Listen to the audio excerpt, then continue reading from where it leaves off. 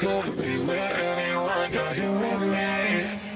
You're here with me. You could be around with me. You could be with anyone, and I could be with anyone. You're here with me. You're here with me. Hey, what's happening? How's everybody doing? Hopefully everybody's having a wonderful Sunday. I'm James. This is my take on reality. And with us today is Jenny from Senior Perspective. All right. Nailed it. Per use. Jenny's a professional, consummate professional. So no worries there. Hopefully everybody's having a most awesome Sunday. Yes. As we get into the craziness. What's going on, Mama Cat? I see you guys. Tiffany H, all you guys hanging out. So this particular chapter, we had kind of talked about it a little bit right before we came on, and this is the each one of the chapters is broken down. So for those who are not necessarily following along with the book but just tuning in, I appreciate you still. Mm-hmm. So this is one of those chapters where people it start out like you get to talk about how the people met and how they came together and how everything started. Then you got to talk about how they courted, how they were married, early married life. This is talking about more in depth the finances from Meri's perspective. This is Meri's portion. So it's finances, discipline of children, and how the dating for the children. That's one of the issues that they brought up. She thought was important to bring up. Mm-hmm. How the kids will date moving forward. So without further ado, what was your overall opinion of the chapter? My overall opinion of the chapter is that Meri has a lot of insecurities, has a lot of excuses, and I think she means well, but this was an attempt at being proactive and defending herself against accusations that haven't come yet. Yes. Which is kind of scary too, because we'll get into it about like some of the, I guess we'll cross compare it from what she says to some of the accusations that were brought up or some of the implications. I can't even really call them accusations because nobody's actually come out and said she did A, B, C, D. Right. But there's an implication that there's accusations out there. Right. So I want to be fair about it. But I will say this. If you come out and you start out denying, it doesn't look good for your defense. This is actually part of the reason why a lawyer will tell you never talk to the police. If you start your case out, I never did nothing. like whoa, I did not steal that. Like that's right. We didn't say anything about stealing. What are you talking about? Right. Why are you talking about stealing? What? Yeah, and that's kind of where we are. Yeah. God bless her. Yeah. It's easy to go in hard on her on this chapter because she is so defensive. So I tried really hard to try to look at her more sympathetic in this because my knee-jerk reaction is just I have something to say about every line. Right. So I really tried hard to take myself and put myself in her shoes and when I was doing that, I'm like, okay, put yourself in the shoes of somebody who is very, very sheltered and doesn't have great communication skills. Right. And that's why she's coming at this chapter, I think, the way she is, because she never handled it in the time appropriately. Even at the time of writing, I think a lot of this, the sister wives were probably surprised to read. I don't think she said some of this stuff to their faces. Communication is just, for as much therapy as they've had, I just don't understand how poor their communication is. It blows my mind. Well, because apparently it wasn't safe. Well, yeah, that's true. It's not safe to bring up certain topics, and therefore we won't talk about certain things, and nothing will get resolved, and we'll have all this inner turmoil, and that will be our lives. Yeah. Yeah, it's such a weird thing too, because they talk about like a safe topic, safe issues. And they used a lot of the catchphrases that you would pick up from, I guess, being in therapy. So clearly they've been in therapy and they've been talking to someone. But there's always the point of no matter how much somebody talks to you about a thing, it doesn't really mean a whole lot unless you're ready to understand it. One of my favorite sayings, I don't know who started it, who said it. I can't take credit for it, but it's I can explain it to you, but I can't understand it for you. You know what I mean? Like, so, I like that. I've never heard that before. I'm writing that down. you know, but it's one of those situations because like a lot of times people will find themselves in this type of deal where they're trying to talk to a friend about certain issues that are coming up in their lives, and they're saying, "Look, man, that's what you got to do." Blah blah blah blah. And the friend is like, "Yeah, it's terrible," and they listen to you the whole time, but there's always that point where they just stop. They don't do the next step. So I'm sure people have told them, like, you guys have to do better with the communication. You have to talk. You have to express more. You have to come to a meeting of the minds, especially when it comes to you dealing with somebody's child.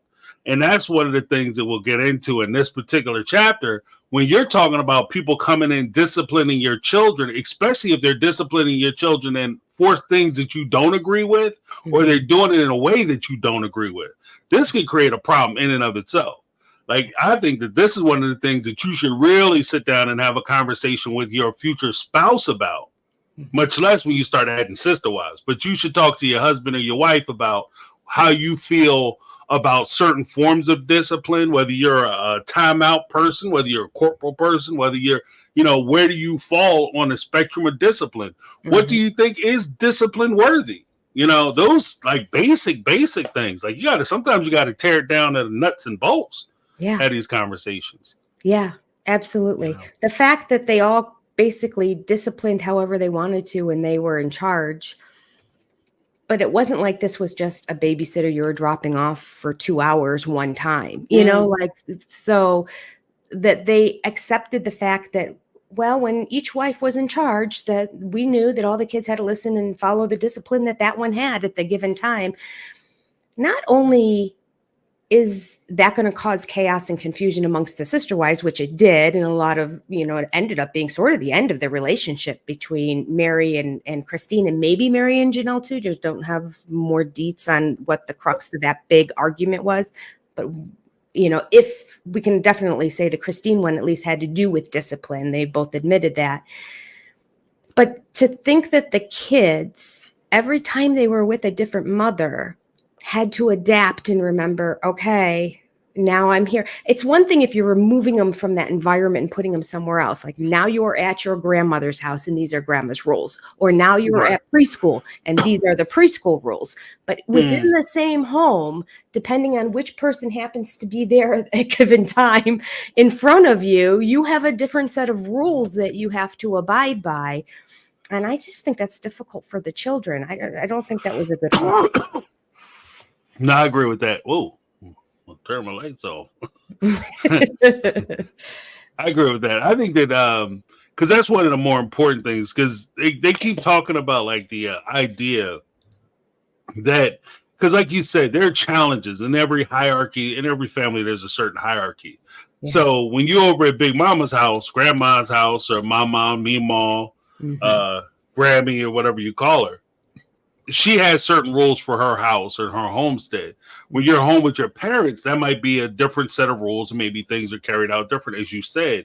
And I think that we always have to keep in mind, especially as monogamists, kind of what you were saying before, is that how we would do things is a little different than how they would do things, because they would be closer to like step parents coming in.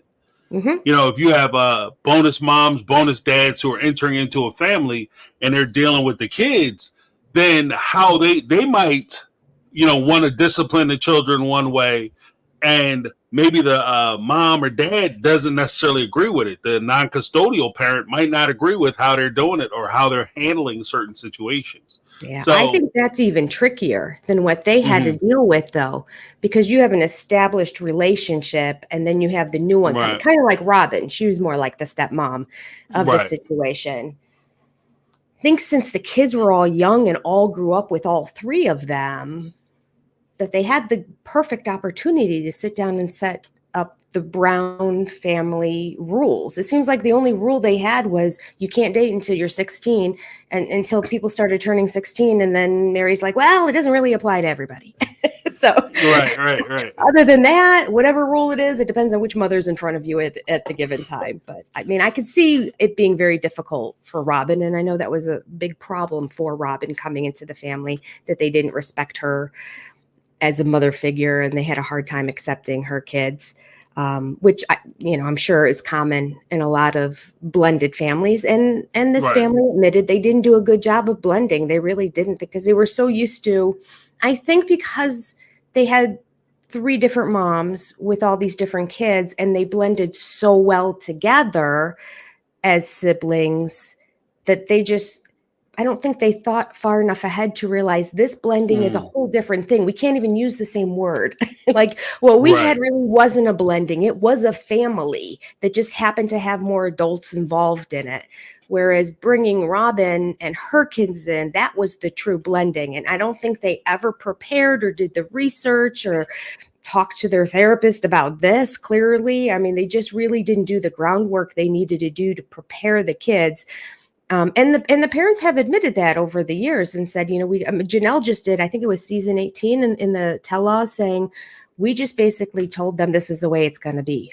And, get used to it. These are your new siblings. This is your new mom. And she's like, we did not listen to them. We didn't talk to them. And so obviously, even if they didn't listen and talk, they also didn't, when they did tell them that, not do it in a way of like, well, here are the guidelines and here are the rules and this is how it's going to work and this is how often you'll see them and these are the and because they all had different rules.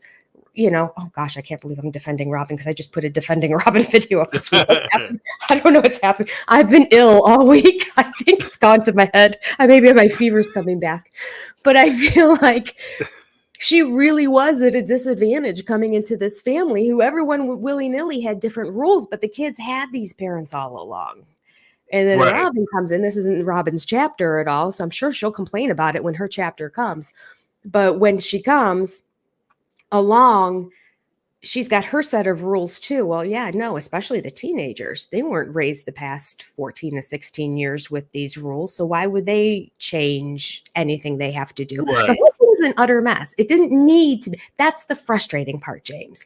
It didn't need to be an utter mess. They could have really sitting down and talking through it and maybe finding somebody who has a little bit more knowledge in the area of child psychology or child development, or just, somebody in that realm, a psychologist of some sort, to really walk them through raising kids with multiple moms. I'm surprised, if they really want this polygamy to take off in the AUB faith, you'd think they'd get specialists in there to really work with and train these families when they get together. But it seems like they have nothing. They do just the opposite. They tell them how great it's going to be and all the glory they're going to get in heaven. And they don't focus on how difficult it's going to be, unfortunately. So in that regard, I felt bad for Meri, because I really feel like there's so much to slam in what she says and what she does, but I just don't think she knew any better. So then I kind of flip and go, I really think this was like the best she could do given the situation. That being said, a lot of it not good. Right.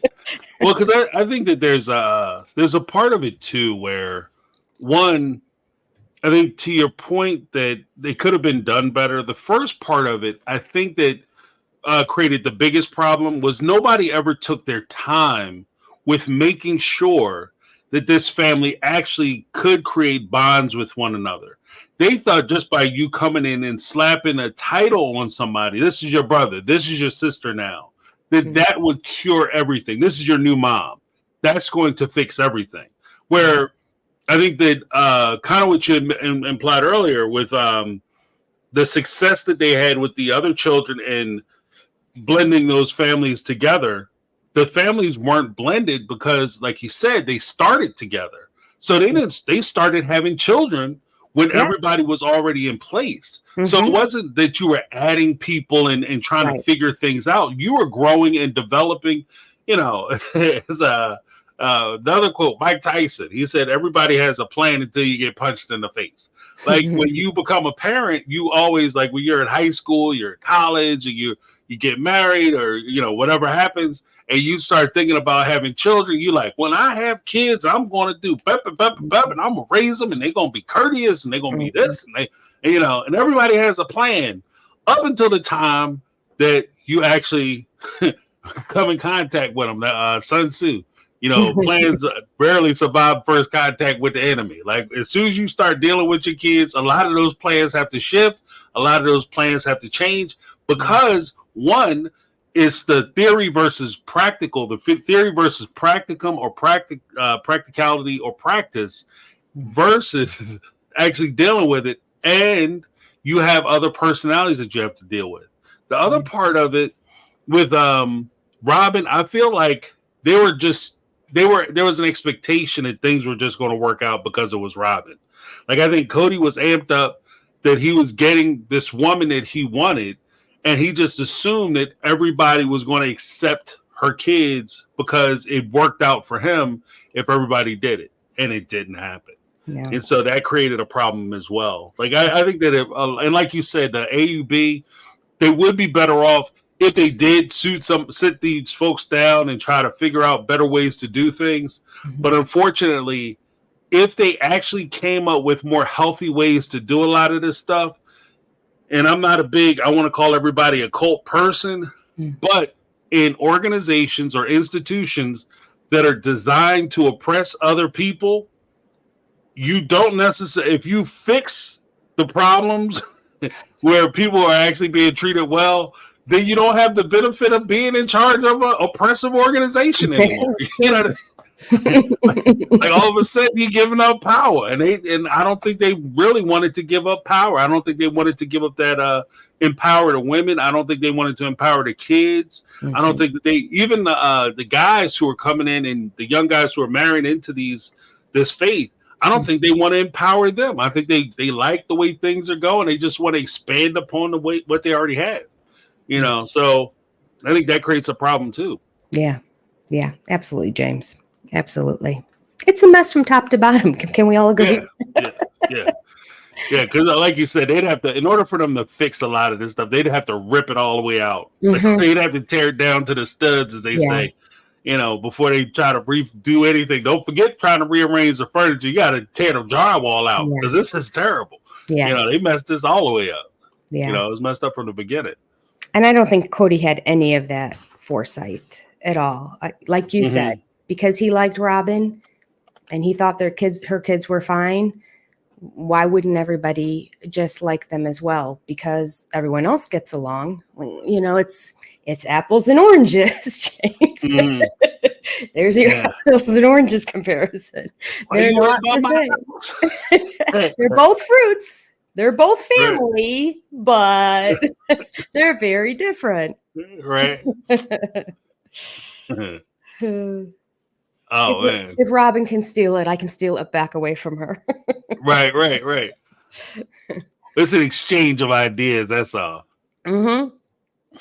Yeah, and I think that's one of the big things. But as we look at it, one of the things that kind of stuck out to me, even just getting into the text, okay. One of the things that stuck out to me was when they started talking about finances, because I thought it was because finances, especially for a lot of the fan base, and I'm not going to speak for everybody, but for me, like the dollars don't make sense. Yeah. You know what I mean? Like how they spend their money and how the money comes in and how it's going out and how they're doing things.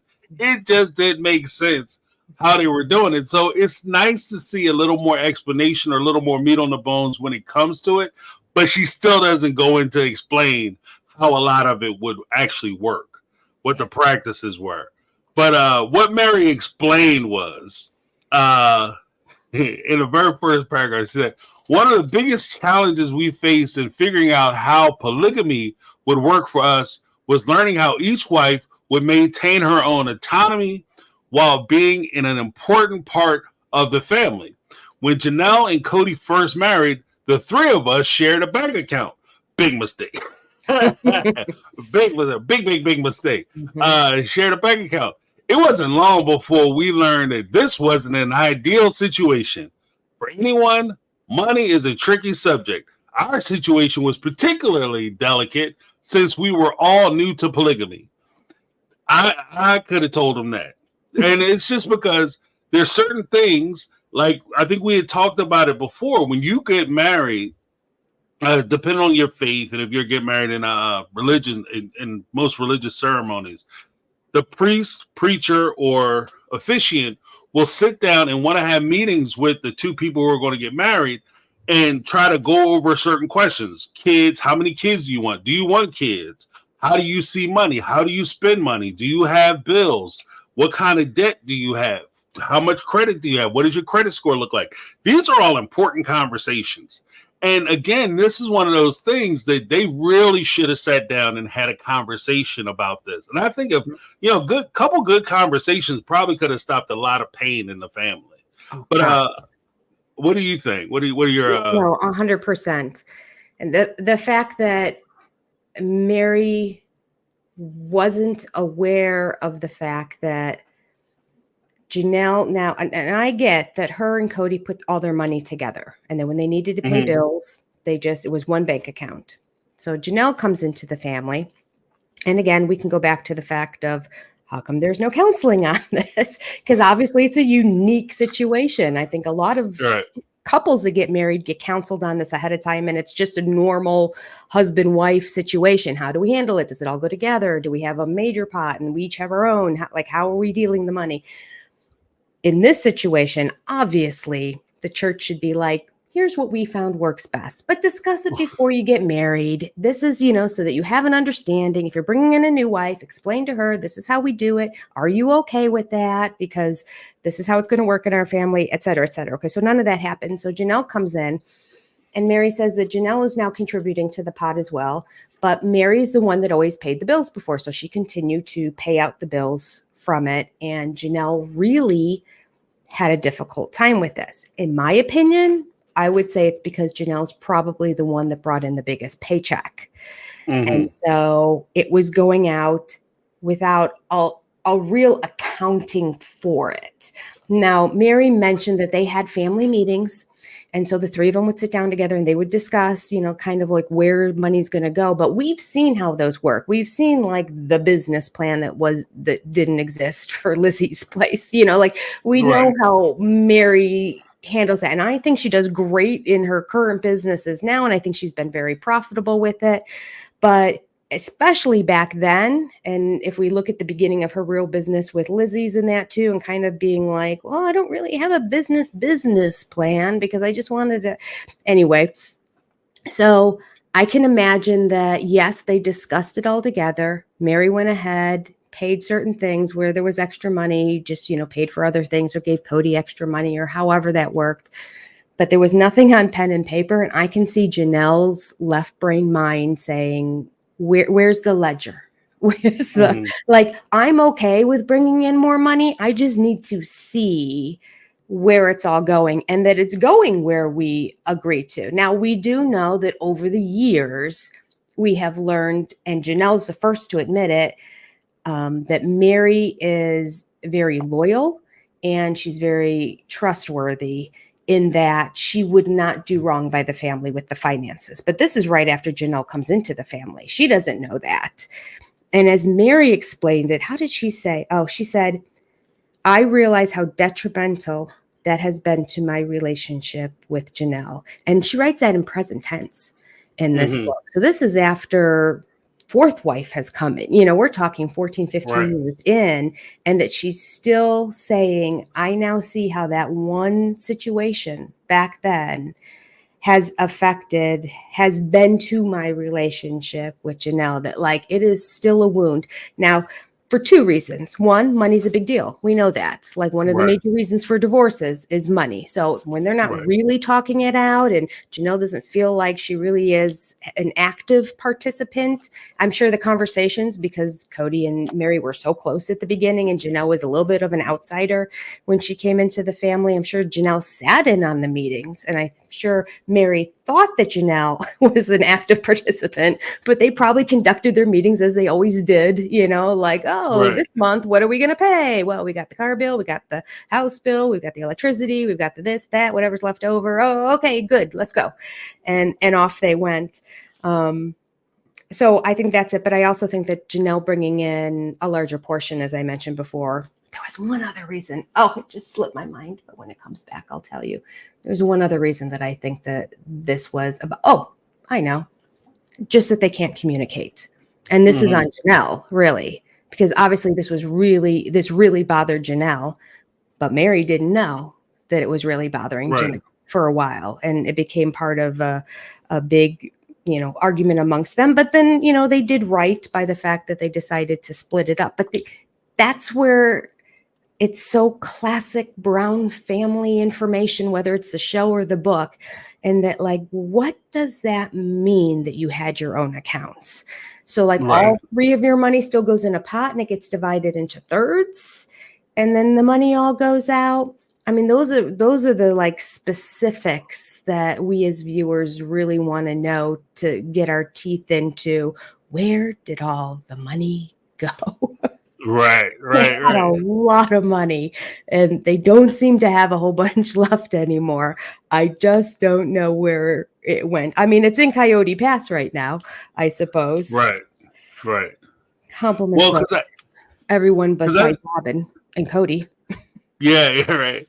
Well, because I think that that's part of it, is that as I've said many times on the channel, how you start is how you finish. That's what I tell my kids all the time. And that was told to me years ago by a guy when I was a kid. But how you start is how you finish. And when I think about maybe the mishandling of money might be a little strong, especially in the early years. I just think that again, this is one of those conversations that you want to have especially when you're tying your finances to somebody else, another human being. You want to find out how they spend money. When they spend money, is it important for them to put this money out? Is this an important thing? Or do they put money wherever they want to put it at the drop of a hat? They walk by a store, something looks interesting to them, they just whip the card out and then off they go. And I think that that's one of the things that I could see Cody having kind of that issue where it might not be planned, but because he's riding by the seat of his pants and he's such I'm really trying not to be crazy about it, cruel about it, but because he's so nice because it's Father's Day. I know, right? Sometimes it's a struggle. It's a struggle. It's because he's so. He'll get into that impulse. I can see him be a big impulse spender. So when that happens, again, I've always said that a lot of finances are damaged not by the big, huge purchases that people make, like cars or motorcycles, which Cody had, but it's the little twos and fews. It's the lunches that Cody might have started taking because he looked at his bank account with, because if you figure you got 3 incomes coming into a bank account, your bank account looks nice. It looks fluffy. So you sitting there saying to yourself, why can't I go out and get lunch? Or why don't I treat my buddies at the job to happy hour? We go down and grab some entrees and some apps and we'll, a couple beers. Well, I guess they don't drink, but, have like a good time, or maybe I'll take them out or we'll do something for fun. Whereas when you're spending that money, Janelle might be looking at it saying, okay, now we have this amount of money. This is now enough money for us to be able to pay our light bill, our rent and mortgage, whatever you have, maybe get some groceries, et cetera, et cetera, et cetera. And we might have $20 left over. Cody might look at that same bank account and say, I can go out and spend $300 on a dinner, really nice dinner with my buddies, because we have this large amount of money. Yeah. And that's just two different ways to look at it. Now I can see where that would drive somebody who is really trying to get, their feet on the ground and then try to get ahead. I can see where that would drive them crazy. Oh gosh, yeah. You think you saving up some money every time you put 2 nickels in the bank? Here's somebody come trying to take 15 cents out and get you overdrafts. Yeah. So that'll drive me crazy. So I can see that situation. And now we have Janelle here, who seems like out of all of the wives, bought in the most into the whole put it in the pot. Everybody gets what they need whenever they need it. Like she seems to be the one that's like, fine, because she always, made a significant amount of money. And that shocks me. But you have to remember, she's coming off of a divorce into this. It took 2 years. He left physically 6 months into their marriage, but it took 2 years for the divorce to go through. So there was a lot to work through during that time. And I know she ended up with the house. So I'm guessing it came from her side of the family, the money to begin with, because that just makes sense in my mind that, and maybe he was trying to get it. And that's why it took two years, the house she bought. But at any rate, Janelle ended up with the house. Okay. Right. So Janelle has this history. So one would think that walking into this now, she has no claim. Once she turns over that money, it's like a gift. Whereas she's got no legal right whatsoever if things go awry to get anything, which is, and then flat forward, look where we are. Oh, Janelle, did that first divorce not teach you? Oh my goodness. But it's not until later that I realized how much she bought into it. But I would think early on, because it's fresher off the divorce and because things are a little rocky right off the bat with her and Meri, that it had to have been closer to the forefront of her mind to think, this is not good for me, that I am just turning over my money.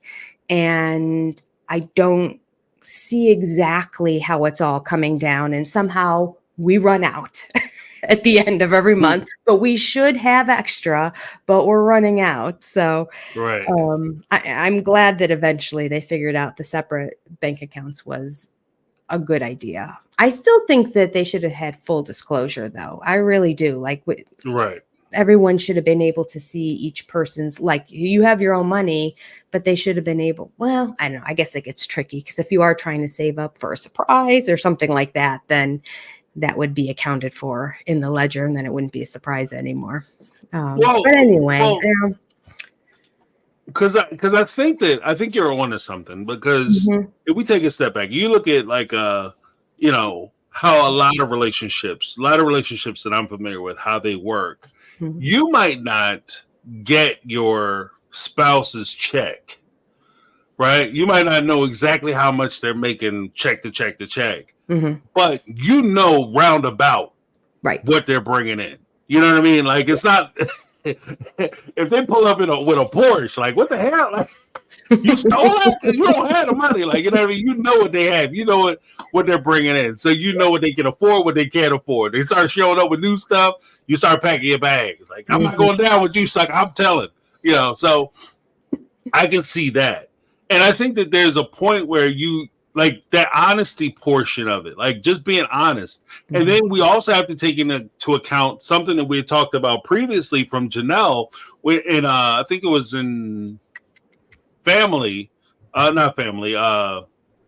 sorority, where she talked about how she would go along to get along, which was how she presented herself. And I think that plays into the whole idea of, if there's an issue with the money, she won't be the one to stand there and say, look, this is what's going on. I have a problem with how this is being done or how that's being done. I put my whole check in. Now all of a sudden I go back to get a little bit of money so I could buy a loaf of bread, so I could have my butter sandwiches. And I find out that you out here eating T-bone steaks. And I didn't get no steak, you know what I mean? So I can see that being a whole conversation. But at the same time, the conflict would come in where Janelle doesn't want to be the one to say anything because she doesn't want to create problems or create issues. But sometimes you just got to say what's on your mind, because otherwise it'll just blow up. Yeah. Yeah. And that did kind of blow up for them. Yeah. And that, you can look at what happened to the family. It's kind of a and what I find interesting about their finances too is right from the get-go, Cody's in sales. Not only is he in sales, but he's in the kind of sales where they could have a month where they bring in almost nothing. So he must be purely commission sales.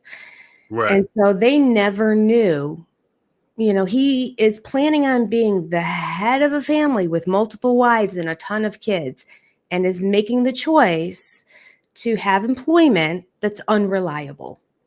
Because Right. I think that he just lives with his head up in the clouds and thinks, I'll just sell lots of billboards every single month and we'll be fine, until he realizes, no, that's not that easy, and you're not that likable.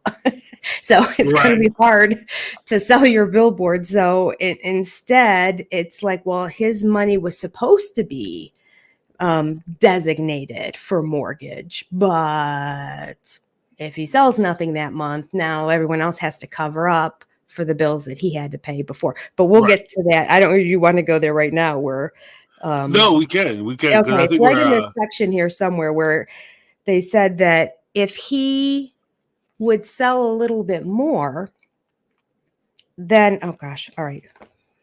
Oh, here it is.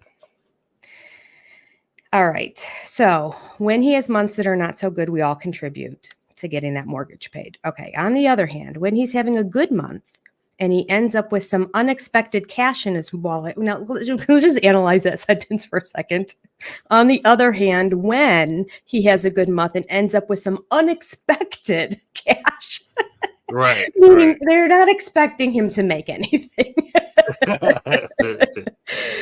we can either play catch up from the bad months, or he has been known to use some of it for something fun, or maybe a special trip with the wife and the kids.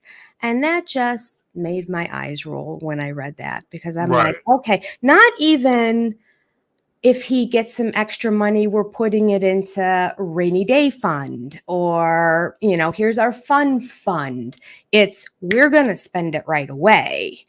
And if we have the bills covered at the basic part of them, then he's going Mhm. to just use it for fun right away, not, Right. then plan a trip or take a vacation or buy something or just do something fun. And I noticed how she said that they never agreed to that. She said he would do it. So at the beginning, it was like, we can either play catch up on the bad months. But here's the interesting thing about that too. We can either play catch up. She's not just saying we can pay some bills or pay some bills ahead, or, we can either play catch up from the bad months. So she's admitting we're behind. We are Right. not making the bills every month.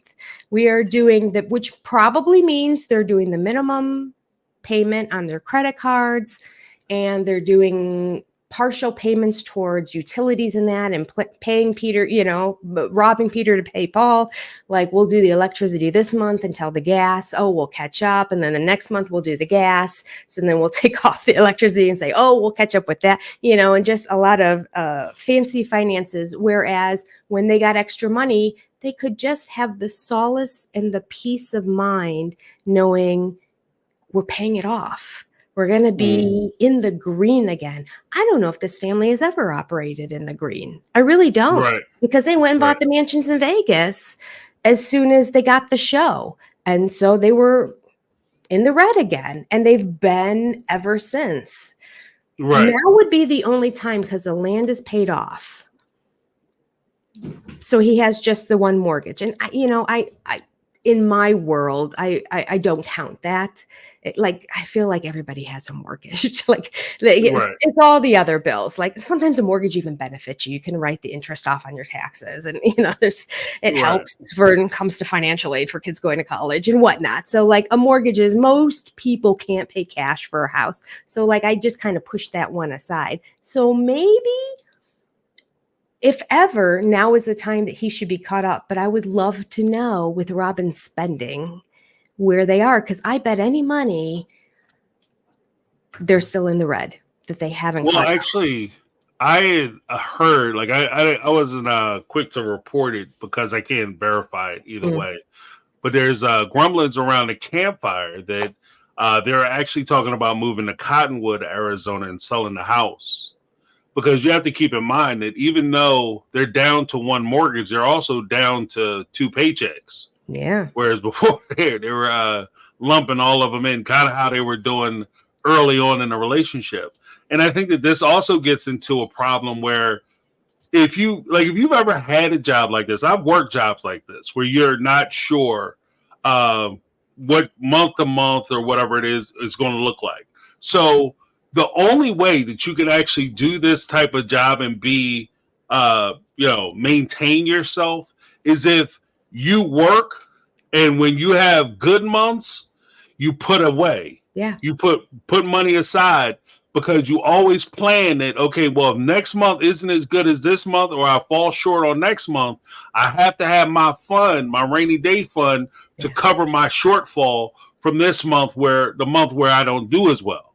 So that's what I was listening for when Meri was talking about that. Like, oh, okay, yeah, on the months. Because at first, and this is one of the things I noticed, is that when she was writing it out, at first, she said, yeah, Cody was in sales. I worked full time, and Christine worked part time, and we did the kids and And when we have good months, Cody would do this, that, and the other. And she was very hesitant of talking about when Cody had down months, because it would also be implied that there could be months potentially where Cody wasn't selling anything and he wasn't bringing any positive income into the house. Mm-hmm. And in that case, I would be remiss if I went and took my money, made some good money on one month, blew it all on good times, fun, and things that you don't have nothing to show for that good check.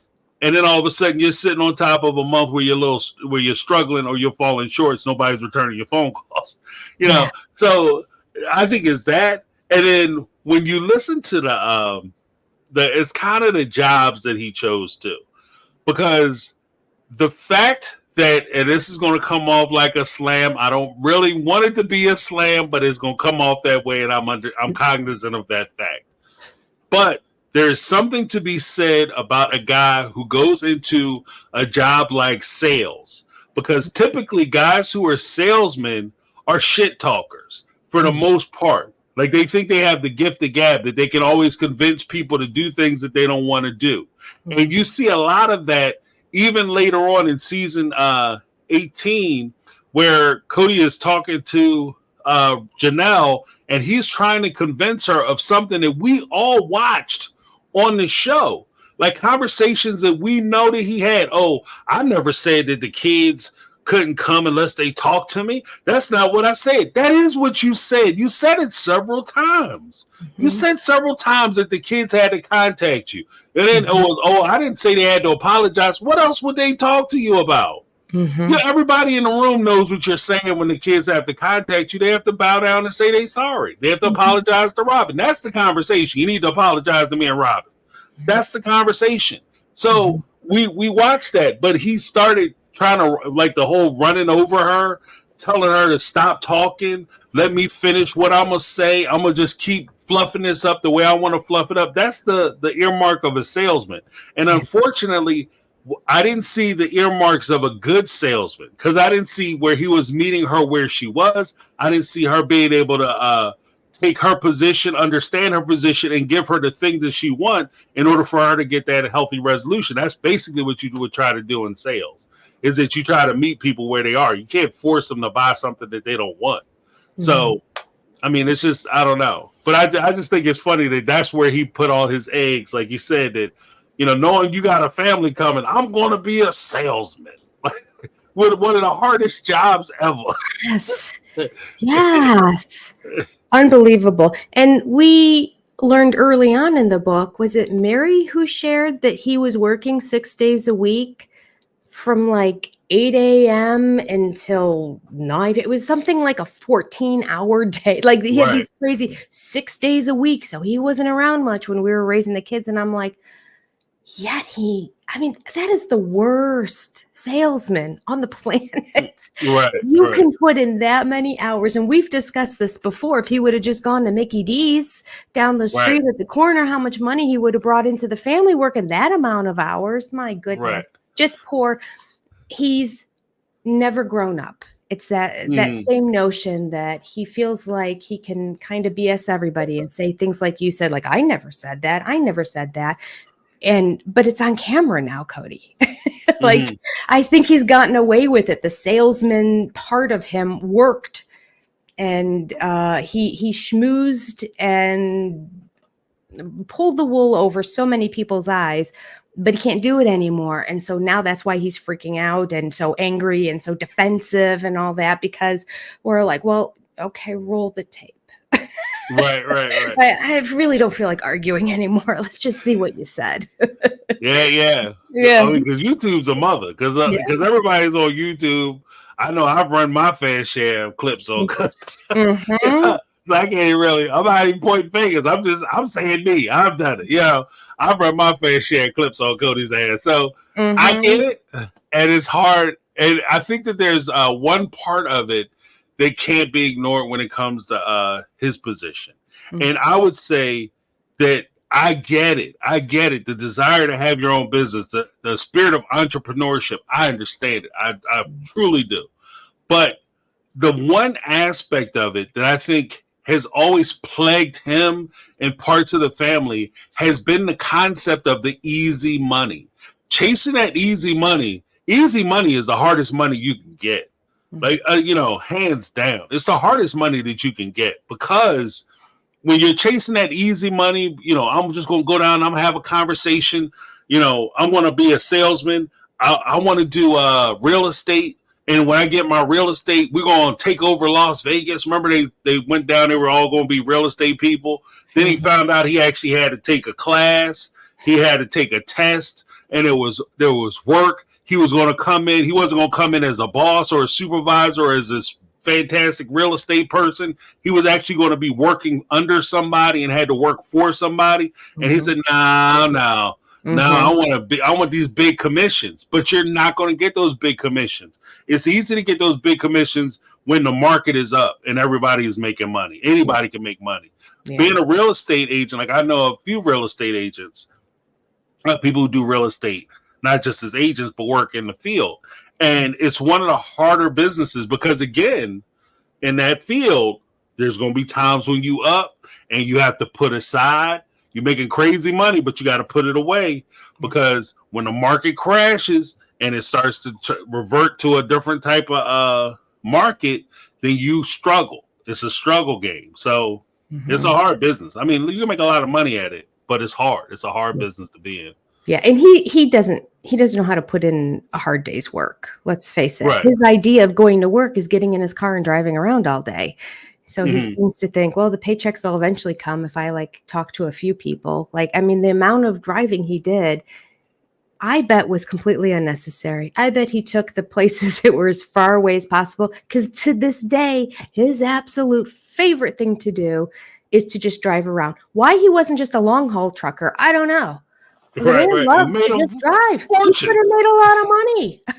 Yeah, he'd have made a fortune. Yes. You guys make crazy money. He could have done medical deliveries from, plant van, or, there's a lot of things if he wanted to stay local and not go across the country. But I think he did want to go across. I think he would have chosen long haul driver if it were up to him. He could have made some good money doing something he loves to do, which is just drive. But you know what? Unless he could take the top down, I don't know if he was into it.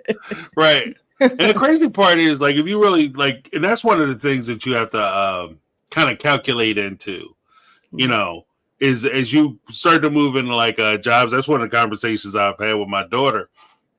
Is as you start to look at positions and jobs and things that you want to do in the future. I started talking to him early. She's even close to graduating. But, when you get out of school, you start looking at the jobs that you want to go for. It's not just the paycheck that you're going to get, but you want to look at distance. You want to look at time, how much time are you spending in the car, because you want to have a healthy work-life balance. You also want to make sure that you're not putting all your okay, I'm going to get an extra X amount of dollars in my paycheck. Yeah, but if it's too far away, you're putting all that right into the gas tank. And so you're not getting that benefit.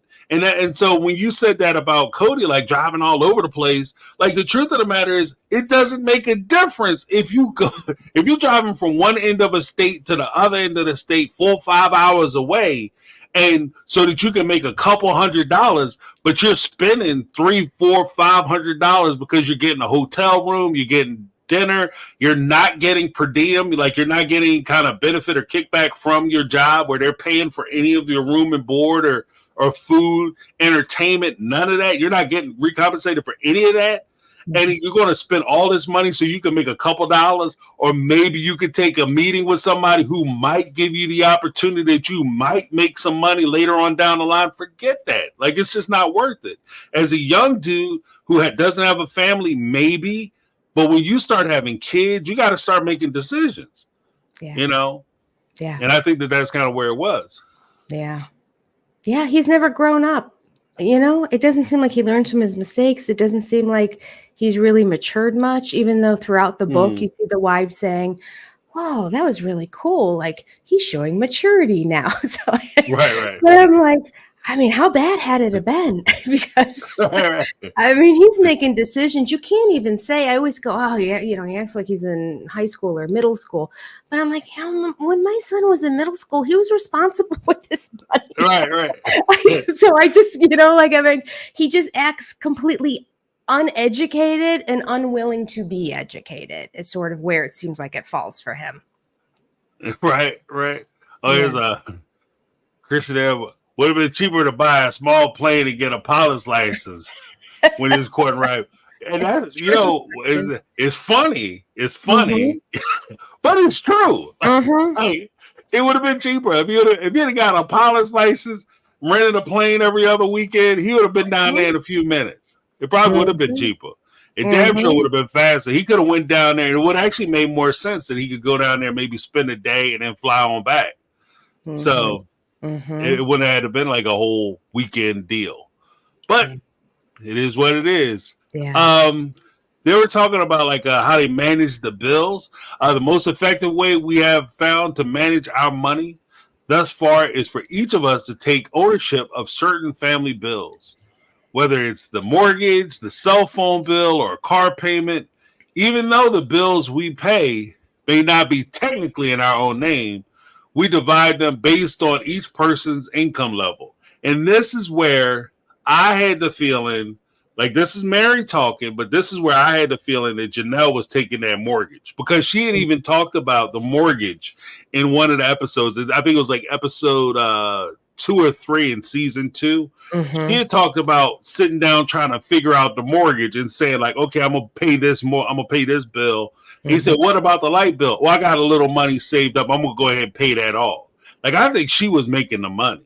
Like, I think Janelle was making the money. So it's kind of weird that they put so much onto the ladies, especially when it came to bringing in other women. You know, like, Cody is bringing in another woman, more mouths to feed, and more responsibility, basically, for Janelle, and that's a hard pill. And do you notice on those early episodes too, where Robin is most concerned with proving her worth to Janelle? Right. It's always Janelle who she's worried about seeing, because she knows Janelle's making the money, and Janelle's essentially paying for her and her kids to be there. So yeah, I was going to do a video about that at some point, to go back and try to put it all together and just show just sort of like the little bits of information that the Browns have told us and put it in order. Taking it out from all the different episodes. It'll take a while to get it all together, but I thought it would be an interesting video, just because we're so fascinated with the finances of Coyote Pass and just TLC money in general, and the family fund.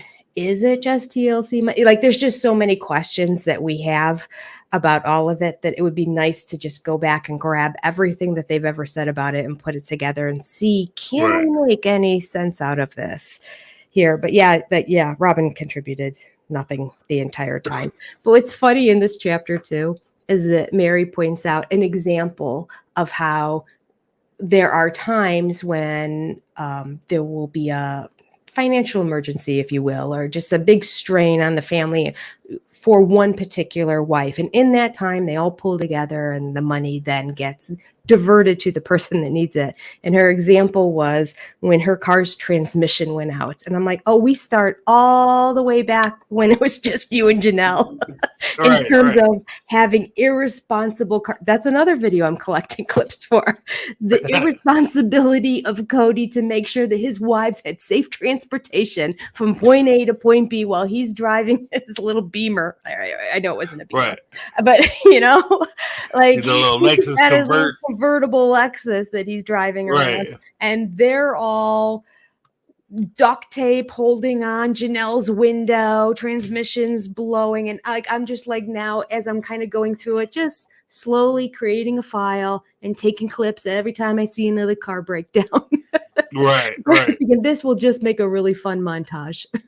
Right. Go, because I think that the whole idea, the precept of I'm a salesman, fits in with the idea of you having a luxury car, because that'll fall. Like, I can hear the conversation. He'll be sitting there saying to him, like, well, I think we should get this Lexus. I think it'll be it's not just a purchase, it's an investment, right? Because in order for you to make money, you have to spend money, and people who have money want to do business with other people who have money. So I have to be able to present myself in a way that I'm more their peer, and I'm not asking them for anything. I want to make them feel like they need to be in business with me. That's why I need the convertible Lexus. I got this great car because I sell a lot of boards, because everybody wants the boards.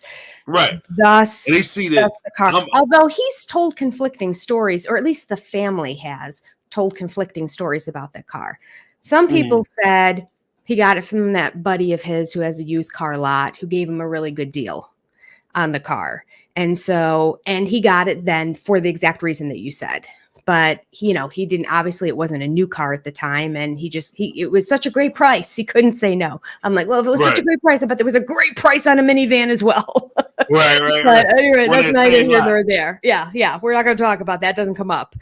But then other people say that he won it when he was doing the MLM, where it's just a bunch of products, and he had a bunch of people under him, but he signed up his wives all under him. So that kind of helped put him up to like a leadership level or something like that. So anyway, he got a car that way. But you can win a car and sell your car and buy a car that's 3 or 4 years old. That's still very reliable and going to last you a decade, but not be market price, and have it be something that's practical and functional. And you know what? It can look really snazzy and still be a four-door car that you can at least get 4 other people in it. Or you can get some really cool looking SUVs out there too, that no one's going to look at him pull up in a very nice tripped out black SUV and go, oh, I'm not going to buy from this guy. Like, that's ridiculous. So there's nothing wrong with you being a family man, one, because that's what you are. 2, I think the vehicle you're talking about is the Murano. The Murano, like, there was a Nissan Murano. They had that in Vegas. It was like kind of a copper car. Okay. So he had 2 at the time. He had 2 convertibles. He had the Lexus. Yay, balloons! Happy Father's Day, James. Right. Thank you. He had the Lexus that he had purchased, and that's when he was supposed to get such a good deal that he couldn't pass it up.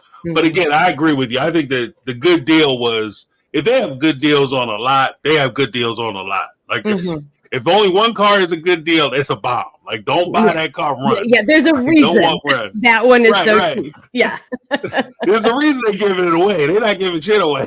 Yeah. Like, get that death trap off my lot. Yeah.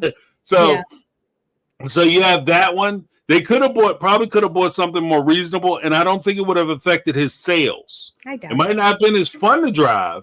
Like, driving around, that might probably would have been much fun to drive, but you could have got something more reasonable. And he could have found one with a sunroof in it too. Right. Maybe the whole top didn't come down, but he could have had a sunroof or a big moon roof or something and let his little curls fly in the wind like he enjoys. He still could have done that, but No, he didn't. He has this complex of, the more you really study him, the more you realize how incredibly insecure this man is.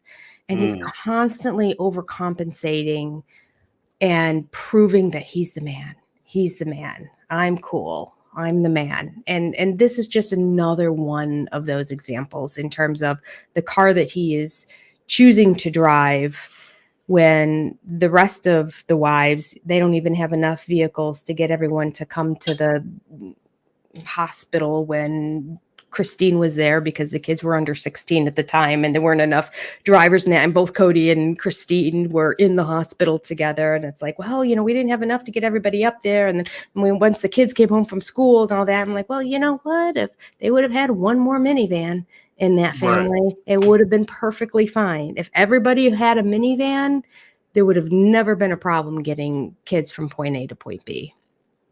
Well, and that's kind of the thing too, because like the weird part about it is that barring like an emergency, like if you have 2 or 3 family members, right, and say one of the moms isn't there, one of the 2 of the moms isn't there, you should be able to move all your kids, like at least in my mind. If something were to happen, you should be able to move your kids in a vehicle if you have access to vehicles. And so it's weird to me that you're limited by the fact that, like, if all the moms don't have their 4-seater cars, then we're stuck. Like, some of the kids are going to have to stay home or miss certain things, or if there's an emergency, they just go, got to figure it out, guys. And it also kind of goes to the idea too that what my mom always told me was, when you have a car, like, she was more the brick and mortar, like, it's better to pay on brick and mortar houses than to buy cars. So save your money, get yourself a house. Don't worry about a car. Because her reasoning was, when you get to where you going, nobody knows what you came in anyway. If you're that pressed about it, you're the best one-liner, James. I wish I could take credit for them all, but they're all mamas, huh? yeah. If you really pressed about like having like a fancy car, just get a key ring. You go in there with your key ring. Get the Corvette key ring, toss it up on the counter on the bar. There you go. Like, it's in the shop, baby. Yeah. It is what it is. Yeah. But that's just where it is. So, like, for me, I see a lot of that as waste. Like, I just see it as waste. So it doesn't give a lot of opportunity for them to be able to secure themselves financially, because they're always kind of chasing a dream. Like, I'm chasing the image. And like you said, I think the image of being successful was more important than him being able to provide or take care of his family, which is, and it's not just a Cody thing. Like, I think that's it's kind of one of the issues that we have currently with a lot of folks in our culture, just because we're such spenders. And, you go on Instagram, a lot of social media, that's what you see. You see a lot of people pushing money out, wasting money. So yeah, that's true. It's another example of him not being the man. That could be a whole separate video too. Here's Cody thinking he's the man in all the ways, and then here's Cody not being the man. And one would be that he didn't have enough vehicles, that if one person was gone, that the rest of the family could get in them. If there's an emergency, if there's a fire, if there's whatever it is, you should be able to get everybody piled in and everyone have a safe seat to sit in to get from point A to point B. And 2, the vehicles that he did have were beat up cars that kept breaking down and whose tires kept popping. Like, that's not just an old car, that's irresponsibility. If your tire is going to explode on the road, you need to replace your tires before they get so bald that they're going to explode on the road. I mean, it's boy. Well, especially if you even go from there, like, my concern would have always been, and one of the things that just was screaming to me as I was watching them do their Great Escape to Vegas, and they just kept having blowout after blowout. Like, they do a lot of highway driving, and it's one thing for you to, I'm running to the corner store and I have a flat tire. That's one thing.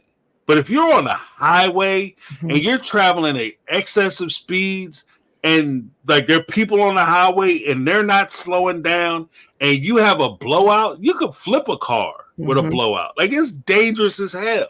So the idea that he had his wives and his kids out there running around on bald tires because you're more interested, like, you should have sold your car. If it was like that, sell that damn white car and buy tires all the way around and get yourself something reasonable. Yes. You know, absolutely. Because otherwise, it's just dangerous. It's dangerous. Absolutely.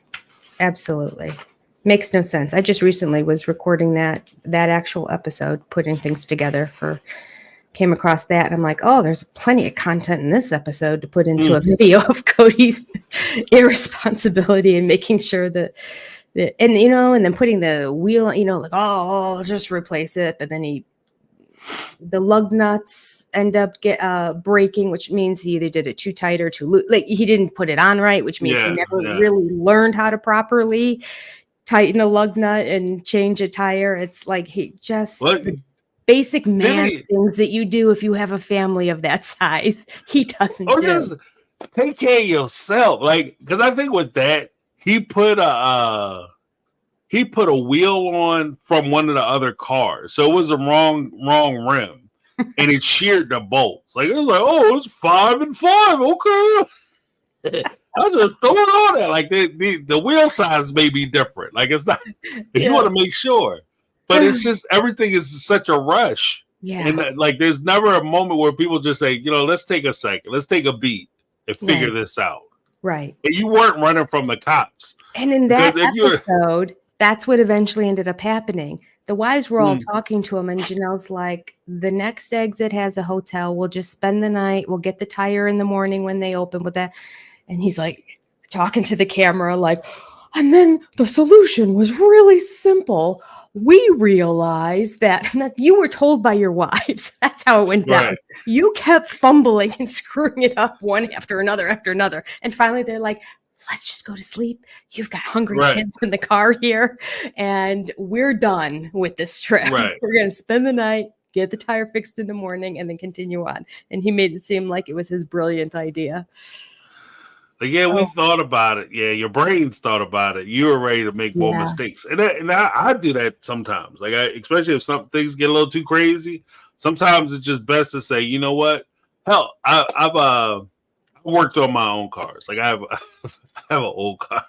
I have a 2004 Honda, and I drive that damn thing, and I keep saying, like, if this bad boy ever break down, I'll go buy a new car. But if I can fix it, I'm not going to buy another car. Right. Hey, so I can fix it. Like, that's the problem.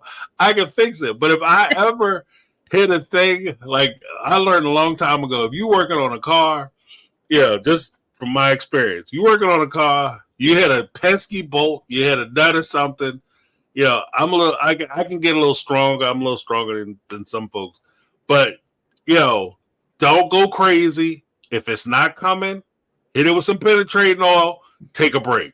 Yeah. If things start looking like, you sit down and like it's not looking right, before you grab a torch or something to cut something off, take a beat, walk away, go get something to eat, go watch a show, do something else other than this, and then come back to it. Because once you do, like, you keep trying to make these mistakes, these fixes, you just put yourself into a situation where you're so far behind and you're so deep in the dumb stuff. And I think that's where Cody was. Like, you just need to stop. Like, okay, we had 3 flat tires. This isn't working. Let's stop.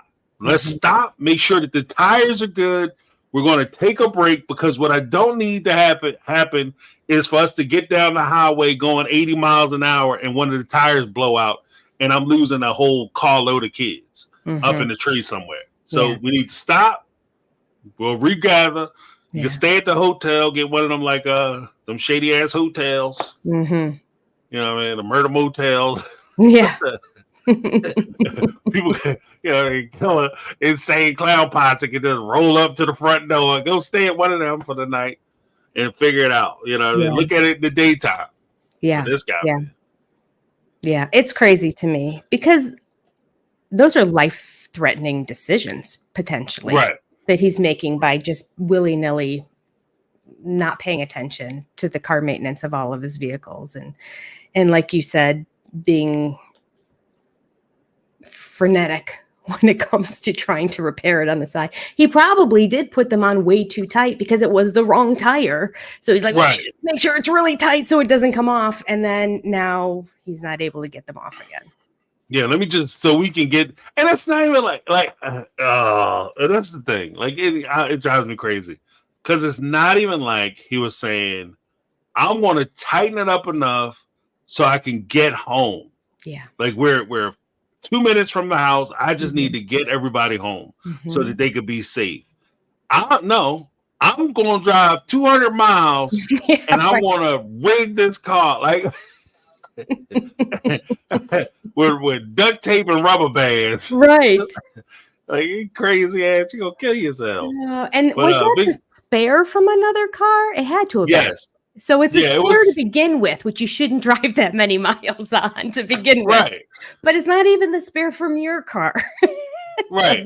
And even like I tell most folks, like the donuts are not meant to. Like I think a donut only has a maximum ride time of 50 miles, like top end.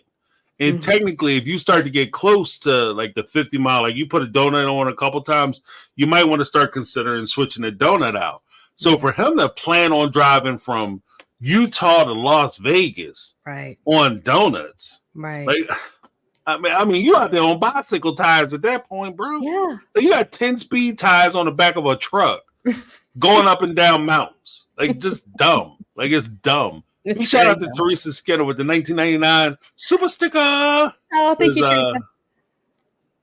It says, "You are amazing." Thank you, Teresa. You are amazing. Oh, she also had something I wanted to point out too. Chasing a dream is like a dog chasing their tail. There you go. Because dreams without goals, you'll never accomplish. You'll never accomplish a dream if you don't set goals and benchmarks. You'll never accomplish. Just stay a dream. You know, but yeah. So we talked about like speaking of kids. Meri also talked about the discipline portion of it. This is something we alluded to earlier when we first started talking about it. And he said, "It has always been very important to me that our children grow up with a strong sense of respect for both people and things. When the kids were young, I tried very hard to instill this in them. I wanted them to respect one another by playing nicely together and getting along. I wanted them to respect their parents by being obedient and not talking back when asked to do something. When I see one of our children do this, it sure gets my Irish up." I read that, and the words that ripped off the page to me was obedience. And I say that because I get it. I'm one of the older guys. I get it. Like we always have this fantasy that, you know, when I was a kid, the children didn't talk back to the adults, and the child stayed quiet and they knew their place, and a lot of that. But we had rebellious kids. Like, we won't be honest, we had rebellion when we were children too. We had kids who could talk back to their parents. Wasn't a lot of them. A lot of them weren't my friends, but I know they existed, you know. And so it's not a new thing. And when you talk about your kids being obedient, one of the things that stuck out to me, like, because I started watching, and I want to do a video about it, this 7M Shekinah thing, like the dance with the devil. I want to do something, maybe do some videos about that, but just my take on it. And one of the things that sticks out to me about when you teach your children to be obedient, you teach your children to be subservient and submissive, then you have to be aware that you're preparing them to be obedient and submissive to somebody else when they step in and take your place. That's what happens. You're creating a child that's going to be like, I'm not saying, you know, kids talk back to you, talk crazy to you in your house. I'm not saying that. That's not what I'm saying.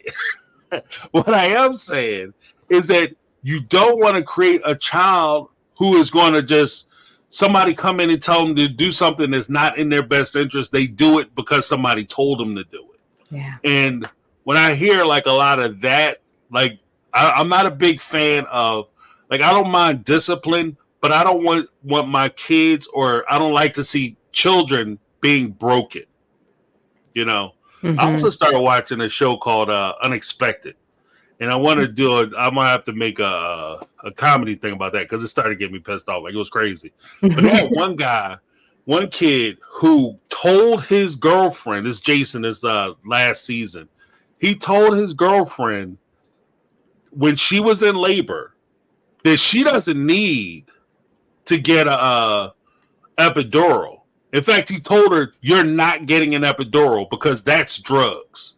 And when she said, "But it hurts," and she had been in labor for 48 hours by this time. And he told her, she's screaming, she's hollering. She said, "I'm in crazy pain. I need the epidural because I can't do it." The doctor is telling him, "Look, if she doesn't get the epidural, she's not going to be able to push when it comes time for her to get this kid, to expel this child." He said, "I don't care." And he wound up getting put out of the hospital. And then she gets out of the hospital. She apologizes to him for her being so weak as to take care of herself. And so when I hear things like, you know, obedient and following orders and stuff, that gets my Irish up. So that's what I think. Yeah, that's disgusting. Yeah. But like I said, he had her pop. Like, man, when that happened, I was like, I don't know how you people are in your seats. Because he had this young lady apologize to him for her wanting to get an epidural to take care of herself because she was in so much pain. He told her that she can't have her parents in the room. He proceeded to get himself kicked out of the hospital because he was being like he created such disorder and started yelling and screaming and stuff. He wound up getting himself put out of the hospital and then blamed her for him getting kicked out of the hospital. She apologized for that. Then he blamed her because she got the epidural. And she apologized for that. He told her that she can't have her parents in the room with her, and she would have to have the baby by herself. And she was 16 at the time. She was going to have the baby by herself because he couldn't be in the room and he didn't want anybody else around her. So I mean, it's just like, so when I hear people say that they're going to basically break their kids or not teach their kids not to talk back or talk up or speak up for themselves, that's what you have to balance that out. Like, I'm not saying that you want them talking crazy to you, but at the same time, you can't take their spines away. You have to be able to give them the ability to speak up for themselves. But that's funny story, James. When I was, when you're pregnant with your first child, of course you think it's all going to be natural and it's going to be the best. And, you go through Lamaze and they say, of course, what's best for the baby is, oh, yeah, I think I can do it. I'm pretty tough. Right. Well, 17 hours into my labor with my first child, when I finally gave in, and I had it on the video, the whole, like, what led up to me giving in and just saying, yes. Epidural case. I kept saying no. And I do remember saying at one point to the nurse when she came in, she's like, "How are you feeling? You're still in the window." Because there is a window that will blow you on the window and doesn't matter. And it's going to get worse. So she's like, "You're still in the window." I'm like, I remember looking at her and going, "I think I can do it. If it doesn't get much worse than this, I'll be okay." And she goes, "Oh, honey, it's going to get way worse than this." And so I was like, "Huh?" And I'm like, "Well, let me see." Then I went a little bit more, and then I ended up biting my husband's arm.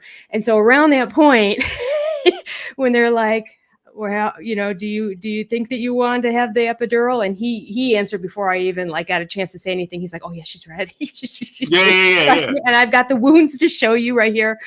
Go ahead and get it. I'm like, yes. So anesthesiologist walks in, has his cart with him, and he goes, "Hello." He goes, "The candy man is here." Right. It's like, bring me some candy. Right. Get your ass over here. Stop talking. What are you talking for? Yeah, because like you said, that window is weird because they do say that. Yeah. And the crazy part is that when they start talking about the window, usually the pain is like from a 1 to 10. The pain is around like a 4 or 5. You know what I mean? And because I remember looking at the chart, the contractions or whatever. Mhm. I remember looking at it like, oh, that pain is like a 4 or 5. But by the time you get close to actual delivery, Mhm. that chart is off the paper. Mhm. Like, I it's couldn't gone even for a minute. imagine. I could Yeah. not wrap my head around. I mean, God bless women who do it. I got to the very end of the window. It was like the third time they came in and said it, and I'm like, yeah. Like it's gonna get much worse than this. I'm all in. Yeah. I'm all in. But yeah, I can't imagine whatsoever. But yeah, like it gets to the point that they can't give it to you because then you're not going to be able to push. It's too close to Right. when you're going to have to push that little To do puppy it. out. Too close to showtime. Well, because I also had a thing too where because I was a big proponent for it, just because my whole thing was there's no point in you suffering. Right. Like, why are you going to drag yourself through all that suffering? Because you're going to be in enough pain. Like, there's plenty of pain to go around. Yes. So you will have more than enough pain. But why are you going to, why would you do that to yourself when you have an option to get some relief?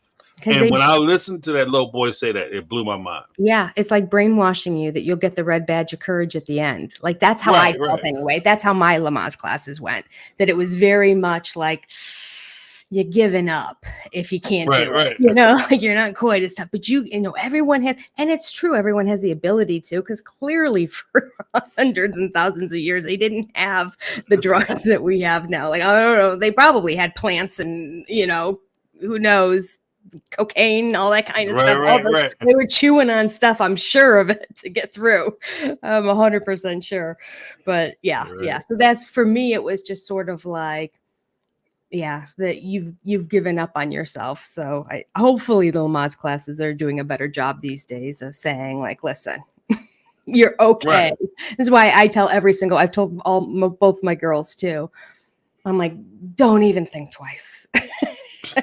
When you have the opportunity, just say yes. Trust me. When they come in and offer it, just go ahead and take it. I'm telling you this before you go into the Lamaze class, so you can take everything they say and filter it through just in case you're told the same thing as me, which was almost like you don't have an option. If you're cool and if you're tough and if you love your baby enough, you won't put drugs in your body and you'll have this natural. And so I was just sort of like, okay. Like, but when when get my mama badge, you don't care. And I'm like, I don't care about the badge. I don't care about nothing. I just want to survive this night. Get me to the other side. Because that's always been my thing. And I know we're kind of getting a little far afield, but that's always been my my thing too, is that, being in a first world country in modern times, it escapes a lot of folks how dangerous childbirth actually is. Like childbirth is insane. It's insanity. It's insanity how dangerous it is. And so, like, one of the things that, like, just to talk about this dude just a scotch more, one of the things that he wanted to do, because he wanted to control everything, he had insisted that his girlfriend go to a birthing center as opposed to going to a hospital. And so he insisted on going to the birthing center. When they get to the birthing center, they like to get your clothes off and they want to check your see how far you're dilated, right? To see how far along you are, how close you are to actually pushing the child out.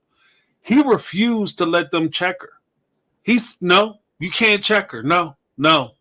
You had the people there had to try to guess how far along she was with the length and duration of her contractions on how far she potentially could be dilated. Then they made mistake after mistake after mistake, which is why I think her labor was actually so long. And then when they get to the hospital, he's still arguing. Like, and it's just that thing where at some point, even as the person involved, you have to recognize that, I understand you want to be there for your child and all that, but you're putting a person who is important to you, not just your child, but your significant other, you're putting them in danger. Like by doing it. And I think something that happened with the baby, like it was, thank God she went to the hospital, because he was talking about after they got put out of the birthing center, he wanted to go home. He wanted to take her home so she'd had a house, the baby in in his basement. Mm. But I was like, you can die. Yes. Don't play around. This is nothing to play with. Yeah, This is nothing to play with. that's right. You know. So, but Well, we were yeah. talking So about Meri and the kids. What mhm. stood out to me in that section too was about her furniture. And I know not everyone agrees with me on this point, and I will acquiesce to that. And everyone has their different opinions on this. But she was so proud that nobody could jump on any of the furniture in her house. And she said, I know I've not always been looked too highly upon by some of my sister wives because this makes me seem too strict, but my furniture has definitely outlived some of theirs! Exclamation point. Right. And like the first time I read that, I'm like, so did you win? Like, because your furniture lasted longer? Like none of the kids were all scared to like go through your apartment and to, and they always had to sit properly in their seats and all that, but your furniture lasted longer. So, okay. But then she doubles down a little bit later on and says, I remember a time years ago when Cody was sort of getting after me because he didn't want all the kids to feel like they were walking into a museum when they came into my house. So Cody made this observation too and talked to her about it. And she goes on to say, I think, however, that he has mellowed somewhat about this opinion as he has seen that my household furniture has lasted longer than any of my sister wives. Right. So, like doubles down and says, and I even got not only did all the sister wives not like it, but my furniture lasted longer. And then Cody came up to me and said, listen, everyone feels like they're walking on eggshells in your place. You need to ease up. But my furniture lasts longer. I think that he's proud. I just wrote like the value of the kids being comfortable in your environment to the value of how long your furniture is going to last. Is sort of what we're comparing in this situation. And it just almost struck me as funny to read it. Yeah. The fact that she doubled down about that again too. And I'm like, you're losing perspective. I think if she would have had more of her own, she might have, well, I don't know. It's hard to say, but she may have eased up a little bit on that because you just have to. The more kids you have, the more you have to like just let go of this. If you have to understand when you're a parent that everything in your house has a potential of breaking. You cannot have anything out that is of really significant value to you. It must be behind like a glass cabinet or curio cabinet or something. And protected because kids will run around. They will knock into furniture. Balls will get thrown around. And, and we weren't even allowed to have balls thrown around in our house, but it happened at times, well, I don't, I live where there's a lot of winter snowy days and you can only get out for so long with young kids because you got to go with them. And then you get back in and then they like go crazy again for a while. It's like, you can't just say, go outside and play. So yeah, it gets maddening. It's like, all right, well, just for 10 minutes, we'll put a timer on 10-minute ball time. That's all I can handle. I don't like the idea of this, and a light bulb will surely break during that 10 minutes. And, but it is what it is. And I feel like because she had one and because she had a girl, and I think Mariah was just, at the time, Mariah Leon now, was just obedient and probably very similar to how my girls were. My girls were very different than my boy when they were young growing up. My girls very much would love to sit down and read a book to their stuffed animals and play together and, creatively play and come up with schemes with their dolls or whatnot. Whereas my son was the little Tasmanian devil running all around the house and going in circles and all that. So, I feel like it was probably more overwhelming to her. And I understand that. We had friends come visit once and I say there's no balls allowed in the house. After I gave birth to, I don't know if it was my second or my third child, one of my girlfriends came over and she had 2 kids and they were a little bit older. And then she had a young one as well. And so they were visiting for a short time. And in that time, her son was like running around and climbing on the couch and over the back of it. And like my kids were allowed to, if they wanted to jump on the couch, they could jump on the couch. It's okay. But they had to do it in a certain way that I knew that they weren't going to be falling off the couch. Right. Like, you know, we can do it if you hold on to this or you do that, you know, like it must be safe in order to do it. And he was just like parkour, even though he was only 4. Right. And I was just like, my anxiety went to like a 19 when he was there. And then I was like hearing these noises and there were these balls. Remember they used to have those colored balls that you would put in a toy and they would spin and come down, and then you'd put another one at the top, and they were all these, they'd have these different levels. So my kids had a couple of those that were all different sizes and different kinds. So we had a lot of those little plastic balls, and he's whipping them across the room, and it's like hitting the fireplace, which had like, you know, like the little tile below it, and then it was glass on the fireplace. You hear the clink, clink, clink, clink. I thought I was going to lose my mind. This is not behaviors that ever happened in my house. So I flash back to that when I was reading this in my attempts. You know, as I said, I was trying to be sympathetic to Meri as I was reading through this. And my instant reaction when I first read it the way through, and even when I read it this time, was like, okay, what's more important? You know, the kids are happy and comfortable in your home, or your furniture is going to last for an extra 5 years than everyone else's furniture. Who cares? Right. But I also understand that when you're not used to certain behaviors, and she didn't have rambunctious boys, whereas Janelle did, they come as a group together, especially, it had to have been jarring for her at that moment. Right. That being said, she was also with them since they were born. So it's not like they were visiting. Right. Like, and then I flip back and go, she should have known better. Well, because I think that there's that point where, well, I think that, like, one, I do agree that it's easier to maintain a lot of your possessions and things when you have one, because there's a light year difference between having one child and having multiple children in the household. Because more people is just more wear and tear. It's just natural. But I also think that I can see a world or a universe where the kids come over, or more to the point, even her child will go over to one of the other wives' houses to spend time, because that's where the kids are. So they're going with their friends. Like her child will go with their friend, or their friends, or their brothers and sisters. So they're always out of your house. So you're able to maintain your house because nobody is there to mess your house up. You know, and you just keep that rule.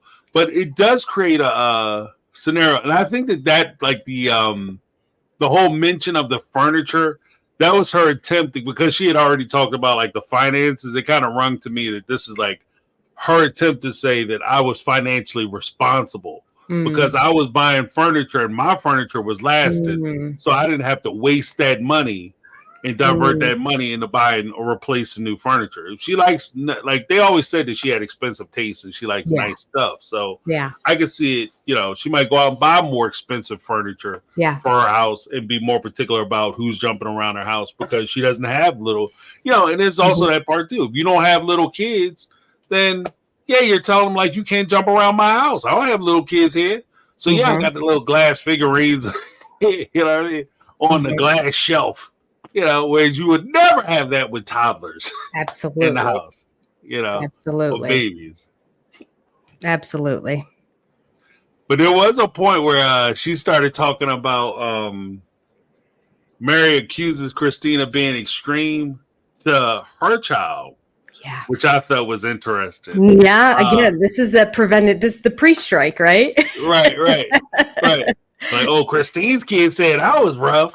So she was rough to my child, but she says it was an unwritten rule that whichever mom was at home with the kids could use her best judgment on the discipline needed for individual situations.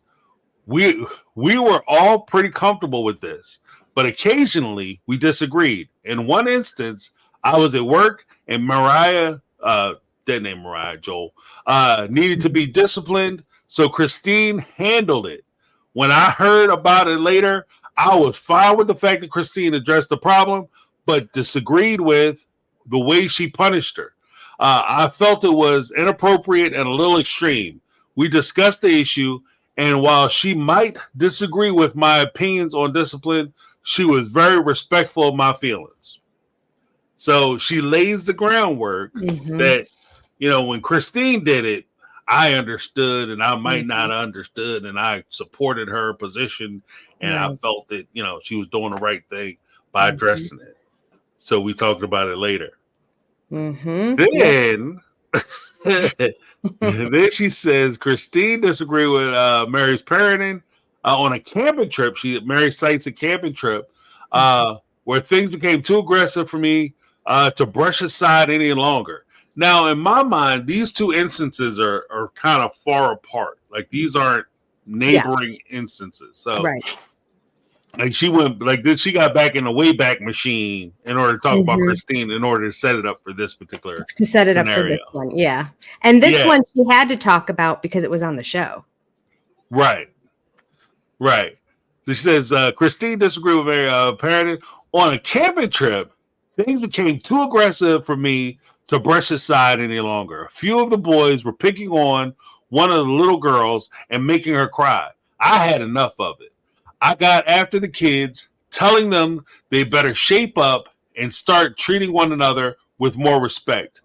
I told them that Robin's kids are their siblings, whether they like it or not, and they better start treating them like it. As I was speaking, like you said, this is something we saw on the show where she didn't realize she was being taped. As I was speaking, I noticed that Janelle and Christine just stood there and didn't say anything to back me up. I felt betrayed, strong word, betrayed by their lack of support. I feel strongly that adults in the family must show a united front to the children so they know we're all in this together, and we will support one another's decisions. I think it is very detrimental to let children think they can play one parent against another, but not all the wives feel this way. In fact, later on, Christine told me she thought I was completely out of line for speaking my mind at the moment. Did you have thoughts about that? I have so many. Okay. First of all, I completely disagree with the line that she inserted there saying, I think it's very detrimental to let children think that they can play one parent against each other. There was no playing one parent against the other one here. Meri got upset with something she saw, and she spoke to those children about it. So nobody was playing one against the other at all in this situation. So that was an unfair comment for her to say. Right. And for her to also say that Christine stood there and didn't back her up, that it showed a lack of support. I think a lack of support would have been Christine saying, okay, not right now, or I'll talk to him later, or, she would have said, she didn't. She was silent, and she let Meri parent in that moment, even though she was there, and she could have taken over, or so Meri, I'll handle it. Don't worry about it. That would have been overstepping her bounds, I think, based on the structure of their family right there. I think it would have been wrong when these kids, and you saw their faces, like Peyton's face looked like he was almost going to cry when she was yelling at him, when he's just standing there staring at her, and she's like, you need to be nice to yours, which is fine. They do, and maybe they, because we didn't see the incident, maybe it was completely justified. She didn't hit them. She wasn't abused, like she yelled. It was aggressive, it was an intense yell, but if she was up there yelling at him, it would have been, in my mind, so much worse for another parent to come in and go, yeah, what she said. You don't know what you're doing. Like, that's not how this should have been handled at all. I think the fact that everyone remained silent, let Meri complete and finish out what it was she was saying in that moment was appropriate given the situation. So it really angers me that them allowing her to discipline their children when they're there themselves and they could have done it, and for them not interfering, because clearly if they would have thought whatever the offense was severe enough to have a scolding in that given moment, they would have done it because they were there. So they had every right to tell Meri to sit down in that moment, but they didn't. They let her go ahead. So I think they actually provided Meri a lot of grace in this situation by letting her play it out. And for her to turn it in this book and come back and say that they betrayed her and it's not a unified front, and now the kids are playing one parent against the other. Like, I'm like, not true, not true, not true. I'm not agreeing with anything she's writing in this. And then at the very end, she said, Christine told me that she thought I was completely out of line for speaking my mind at that time.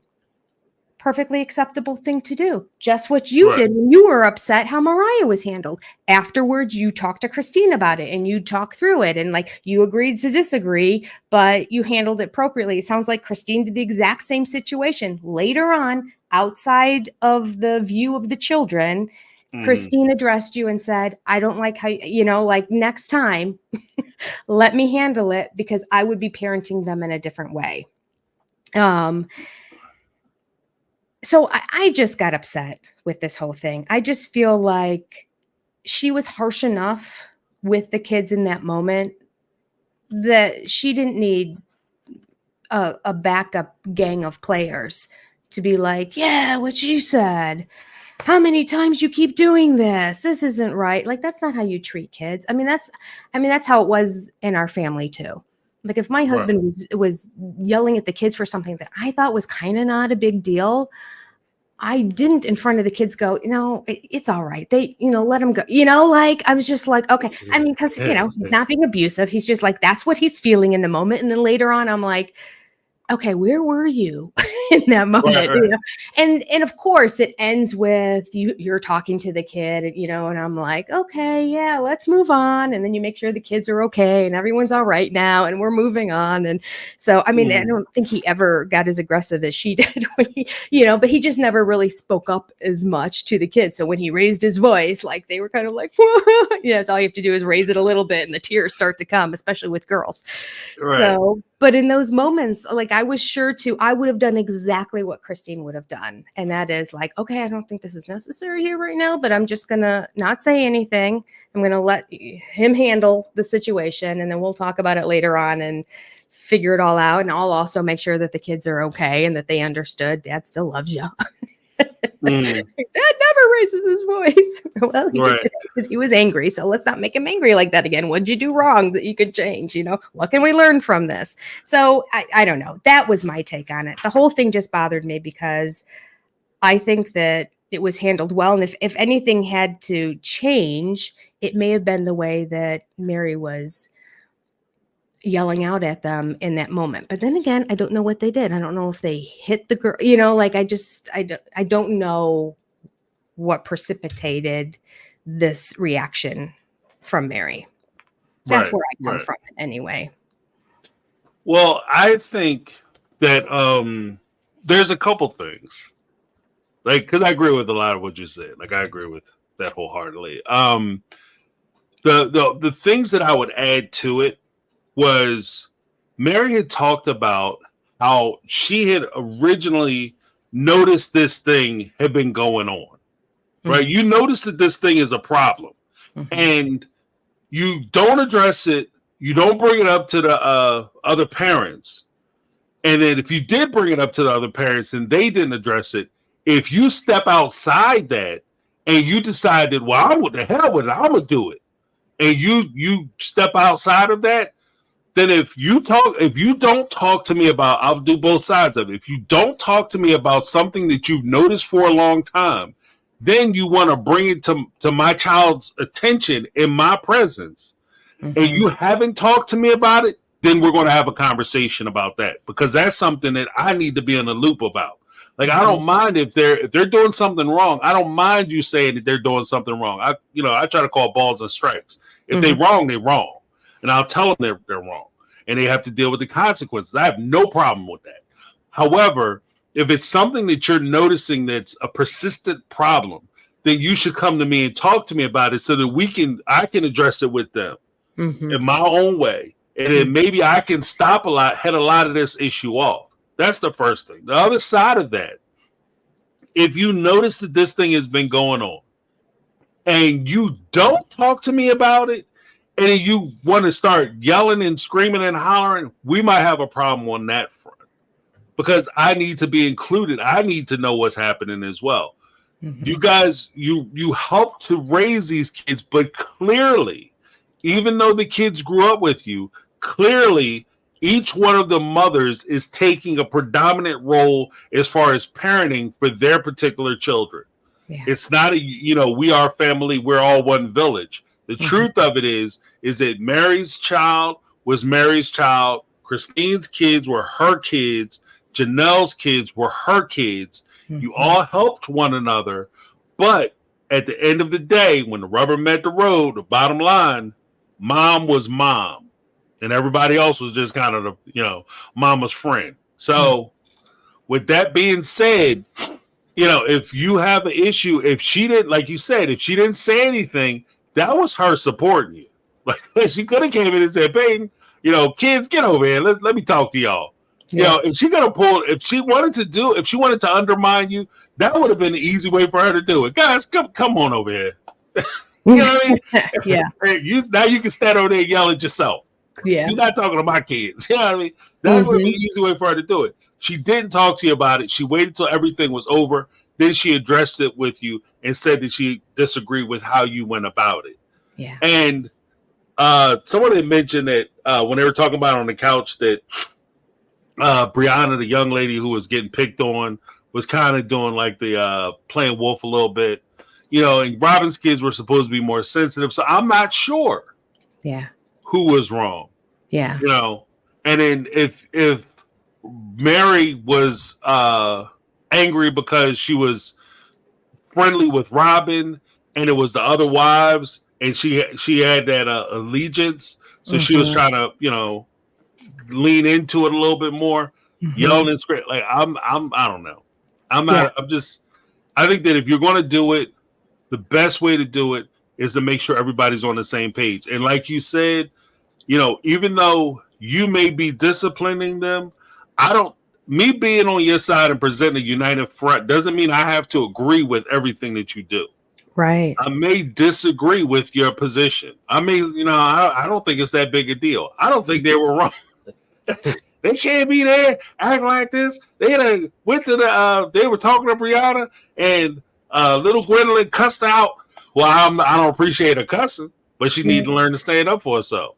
Yeah. I don't think that that's appropriate. Well, I could care less. Story time. I remember there was this one time. My daughter, she was going to this one daycare. I want to pull her out of it, but she would go to this daycare, and every day she would come in and she would tell me that these little girls was picking on her. And I told her, I was like, don't do anything, because I taught her boxing when she was younger. Just exercise. I wanted to be able to at least know how to throw hands a little bit. So I was like, don't do nothing. That's not what that's for. You try to talk it out. Talk to a teacher. Things get heavy. Talk to the teacher. Let the teacher know. I went in, spoke to the teacher. And then things progressed. I was like, they can say whatever they want to say to you. Just they can't put their hands on you. Right. It's like, and if they do, you just stop them from hurting you, or you get yourself to a position where you're safe. You're my priority. Get to where you're safe. There was one day she was at school, and one of the kids in the school went to try to put their hands on her. Big mistake. And she did some things to him. And his little boy. And then the teacher, I come in to pick her up. Teacher got the paperwork talking about, she's in here. She told us that if you told her that she could hit people back. I was like, I told her that she could defend herself. I also told you guys that this was what was going on, and this was the situation. If you don't want to deal with the situation and she has to resort to dealing with it, then I have a problem with you because you put her in a position where she had to defend herself. Yeah. This isn't a thing where I'm going to sit here and yell at her and chastise her because she didn't allow somebody to punch on her and beat on her. I'm not doing that. So, I told her that if somebody put their damn hands on you, you stop them from putting their hands on you. So, but the whole thing was, like I said, it's just a difference of how you go about things. I'm not a big fan. Like I refuse. I refuse, and this is I'm about to go crazy, but I refuse to let my children, especially my daughter, be somebody's punching bag. I refuse to do that. I Yeah. absolutely refuse to do that. And Yeah. I'm not going to allow her to come somewhere and be walked on, talked to, stepped on, mistreated so that somebody else can feel better about themselves. That's not what I'm raising at my house. So, with that being said, if you have a problem with that, then it is what it is. Yeah. You just going to have a problem with it. I'll sign whatever paperwork you give me. And I bet you it ain't going to happen twice. I remember my husband told my girls the exact same thing. He's like, you never put your hands on anybody. You never hit anybody. But somebody hits you, free game. Right. You're not in trouble. You might get in trouble at school, but we don't even care. Right. So mom and dad will go in there and whatever it is. But you have to understand, if you hit back, you may end up in detention. There might be consequences at the school. Just want you to know, if you defend yourself, you're okay. Right. You're okay. You have no problems with this one. You have no problems with this one. I'm one. like, okay, I guess that's the rules. Guess that's how we doing it. That's how we're doing it. Because I don't became an issue. So, whew. Right. And my whole thing is that I never wanted to have an issue where I'm sitting there trying to talk to her or explain to her that, you know, this person or that person is so important to her that she has to allow this to go on. Like I'm trying to put the building blocks in place. Right. And this is, like I said, one of the things that I talked about earlier with the whole idea of like obedience and servitude and all that. I don't want her, like, if she wants to grow up and be a housewife, I don't care. As long as it's her choice. Yeah. I don't care what she decides to do, but I want it to be her choice. Yeah. I don't want somebody else making choices for her. And I don't want somebody else feeling like they could tell her what to do, how to do her body, what she should allow to have happen to her body. If you don't want somebody putting their damn hands on you, you have the absolute right to tell them to keep their hands to themselves. You have the absolute right. And for that, I will go into school.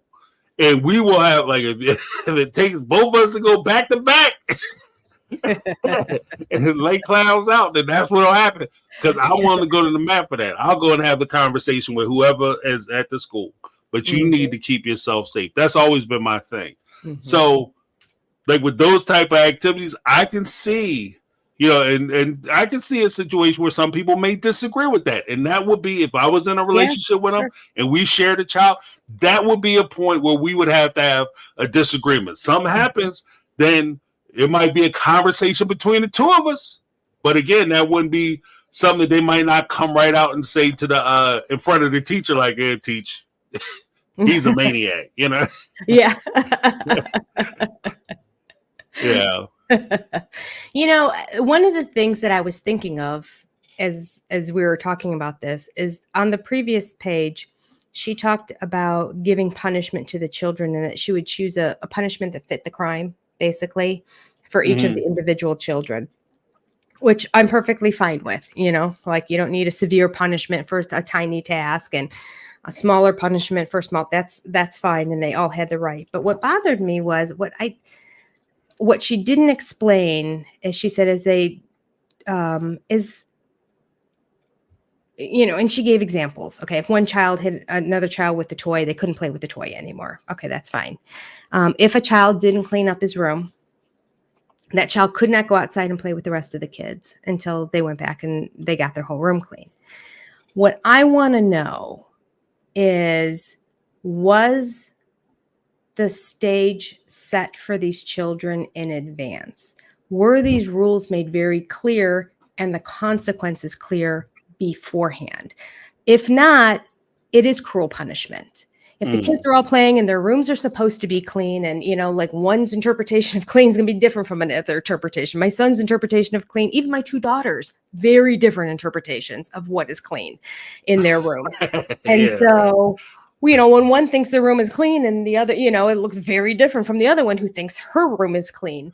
And so if Meri goes into it and says, your room's not clean, it's time for all the kids to go outside and play, you're not, go back in there, keep working on it. To me, that's mean. you're giving a punishment and withholding all this, and they think that they did what they were supposed to do. Or even if they didn't do it to the best of their ability and they knew it wasn't up to snuff, but they thought, okay, I'll clean up, I'll put some things away, and then I leave. However, if Meri had clear parameters of, before we go out to eat, your rooms need to be clean. And if your rooms are not clean, by the time we're going out to eat, you will not go out to play with your siblings. You'll go back to your room and you'll clean it. Right. Then I'm fine with it. Then, okay, by all means, that kid misses out on playing with his siblings that day because he knew clearly. I just don't know that all of that information was always given to the kids up front. So I feel like Meri was, in her mind, thinking she's delving out the appropriate punishment to fit the crime. But the consequences of those crimes were not explained to the kids who are young and don't understand a lot of the stuff. They don't have the adult brain. They didn't think through all the steps, and that if I don't do this, this might be one of my possible consequences. Kids just don't think like that. They're impulsive. They just like, okay, I'll follow your instruction right now until I get distracted and I'm doing something else over here. But if they were told ahead of time, there will be no going out to play if your rooms aren't clean. Does everybody understand? Yes. Do I have heads nodding? Yes, we all understand. Okay. So if your room's not clean, maybe ask your brother and sister, does this room look clean to you? You know, like get it all set up ahead of time. So I feel like Meri may have felt like she was always doing the right thing, whereas the kids were then running back to their parents and going, I didn't get to go play with my siblings today, and I was told I had to stay in my room and make it look even better than it was. And then, so then the parents are like, well, that's not right. That's not, like I wouldn't do that to my kid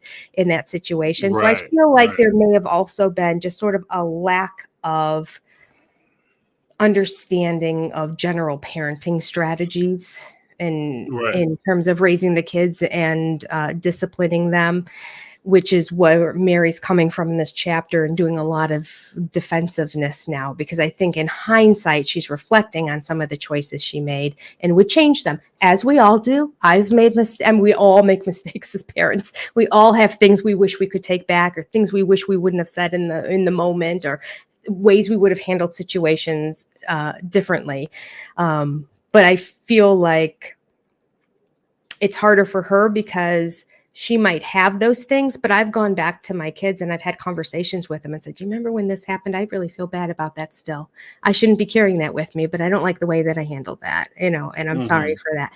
I don't think Meri has that ability to make those amends, or, I hate the terminology. She doesn't have the words to say. I mean, she has the words. She doesn't, she doesn't have the maturity maybe to be able to be willing to humble herself, to use the words to put herself in that situation. And along that lines, I think also she would go a long way if she could learn to truly humble herself and feel regret and be willing to be that vulnerable with her sister wives and share her remorse for decisions she's made in the past, because I really believe it would mend the relationship between Meri and Christine, and maybe even Meri and Janelle. I don't really understand where that one went awry. It seems like it was never good to begin with. So I don't know. But Christine and her were close at one time. And I really had such high hopes of OG3 coming together and being friends again in the afterlife, the post-Cody era. And I mean, I still do. I just have pie in the sky ideas of how lovely it would be if they would all be together. But I don't think it'll ever happen if she can't do that, because I think Christine's caught on the fact that her kids are still hurt by it.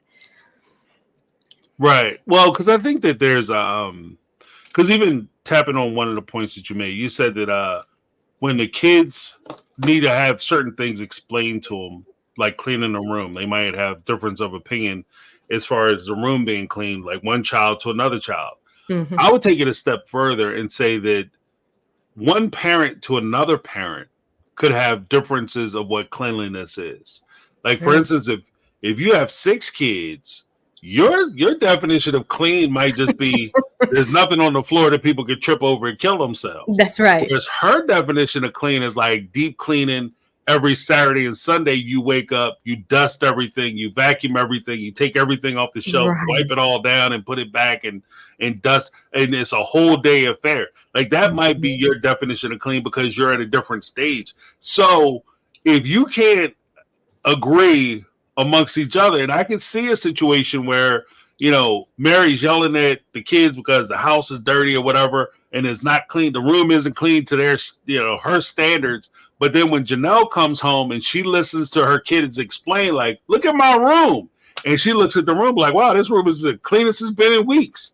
And she's like, I don't understand why you mean it's dirty. This room is immaculate, So there could be differences there. But I think that, again, like, I agree with the fact that these are things that you have to talk about with the other parent. It's not enough that you just feel like this is something that you believe and therefore this should be the rule and you have to back me up. This is something that we all have to agree on, especially if it's not a life and death situation, if it's not a situation where somebody could be injured and it's just merely like parenting tactics on where you're going to go with it. That's a conversation. That's something that should be talked about prior to incidences happening. And with regard to the little girls or Robin's kids, like if there's a problem with Robin's kids, you need to, like, the adults should get together and have that conversation amongst each other. Like, I noticed that this is going on with the kids. Like, they're mistreating Robin's kids. Even do it, Mary to Christine as opposed to Mary Christine and pulling in Robin. Just do it between the two of you. Where this is what's going on, so that way you're kind of on the same page, especially when you're talking to and dealing with somebody else's children. Like that's my thing. Like you can, it's always a point. Like that's always kind of a soft point. And again, I grew up in a generation where it takes a nation and a village or whatever to raise a child and all that, and you can get yelled at and you can get pulled up by one of the neighbors. They come out and they see you cutting up. They could come outside, pull you up, and then take you back to the house. And my mother would have no problem with that, listening to one of the neighbors complain about something I'm out there doing, especially if I'm out there acting a fool. But I don't think my parents would appreciate if one of the neighbors came running out of the house with a belt or a switch, talking about they're going to take it to my hind parts because they didn't like the way I was riding my bike or they thought I was outside making too much noise. Like, you understand what I mean? Like people have different levels, so that could have been a whole incident. So it's just true. Perceptions. Exactly. When you were talking about that, it made me think. I had like a friend. You eventually get to figure out as you're raising kids who are your people, who are the people who kind of parent like you do, who are generally on the same page. Now they didn't get a choice in the matter, but most moms do get a choice. You kind of see what it's like. So I started getting uncomfortable at the houses where it looked like, it was a China shop and everything was perfect. And the house was like all immaculate and that. And I'm like, just to make it passable, you don't know how many hours I put into this before this play date today. We're in a very different situation over here in this house. And I just remember one of my girlfriends saying to me once, she's like, oh, that, the house was a mess or something like that. And I said, oh no, mine's like, it's continually, I'm like, I'm just constantly picking up. I feel like I'm the only one picking up after everyone, including my husband.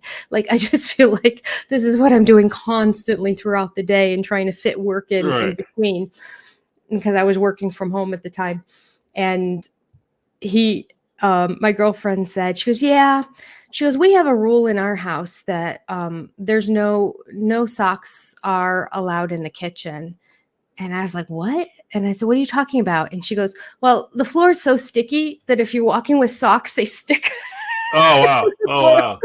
So we just go barefoot through the kitchen. And I laughed so hard. And I'm like, okay, I like you. And you just got to find somebody who's one level lower than you. And then you're like, okay. Right. Like, I'm winning. We can walk with socks on my kitchen floor. So I'm an okay mom. You're right. And thus reality shows were born. There you go. This is how it is sometimes. It's guerrilla warfare in raising these kids at times. And that's what, and even speaking about that, because there was one point like where the differences in how they dealt with the kids, they were talking about dating, and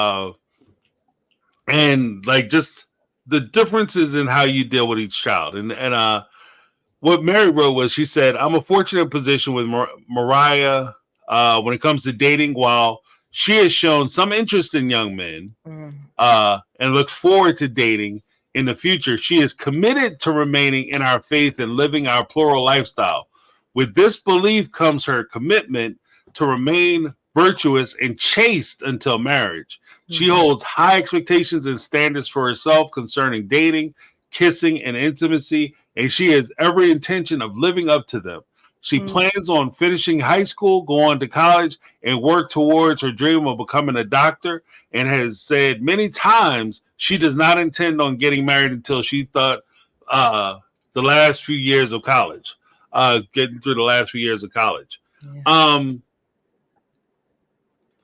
Easy to do when you're not attracted to men. right, yeah. And that's kind of a weird thing too, because earlier she had said that, you know, you have to judge the kids because there's some kids you feel more comfortable dating, and then other kids that you wouldn't feel as comfortable with them going out. So you have to treat them a little different. I don't really have an issue with that, because I think that you have to take each child for what the child is, as opposed to like, I'm going to treat you all the same, because they're not the same. Everybody has different needs. However, like you said, with Joel, like, there is so much that there are so many hints in that I think it showed kind of a like, I talked to Sarah and Amanda about this very issue. Like, it's kind of sad because I think Joel latched on to the religious aspect so hard because they were trying to deny who they were, so they just encase themselves and get super involved in like the religion and the faith. And if I do this, then I'll be able to get a man, I'll get married, and I won't have to deal with them because I'm gonna just throw other wives at them, and I'll just be out doing my thing. You know, and it would be a way for them to be able to cover up the fact that they're not interested in actually having these types of relationships. Absolutely. She was the only one, they were the only one that wanted for sure to live a life of polygamy as a teenager. There were a couple that were like, maybe. Aspen's like, maybe, but I don't think so. And yeah, there were, and I think even McKelty at one point was like, well, maybe, but I don't think so either. And the guys were like, yeah, I don't think so. But this was a different situation, and it's almost uncomfortable to read, and for two reasons. On one level, Meri's pretty braggadocious in these three whole page, basically. It's three full paragraphs, all about how great, how strong the faith is, how, I don't have to worry about my child. It's just on and on and on as you're reading this. And I'm like, ooh, this does not age well. For you go back, because there was a whole undercurrent that she did not see at all going on here. And then on the other side of it, it makes me very sad for Meri. Because she was so unaware of really what was happening. So she's thinking, and she even writes in, we have this special bond, and we have this, she had no idea what her child was actually thinking throughout all of this. So and then it makes me sad because Meri felt like, oh, they're so in tune, and they're so, and it wasn't that at all. It was actually almost the opposite of that. So on the other hand, it kind of made me sad to read it. Yeah. Well, because there's also like the source of denial. There's the and one of the things that like always bothered me, because I've seen like comments when I'll comment on things with Joel or whatever. Leon? And one of the things, Leon? Oh, Leon. I keep calling. Why do I call him Joel? I don't know. That's another four-letter word. yeah. I'll stay calling him Joel though.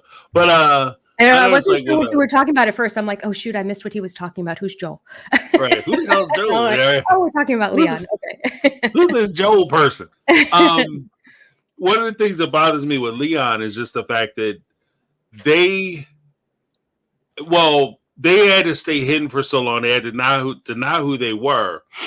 But one of the things, like as a parent, one of the things that would bother me would be if I felt like something was going on with my kids, especially something that was that important to them, and they felt like they couldn't come to me and talk to me about it. Yeah. Like that would bother me more than anything else. Like I don't want, like I've had that conversation like, oh, if this is what you are, then it is what it is. But I always want you to feel like you can come and tell me.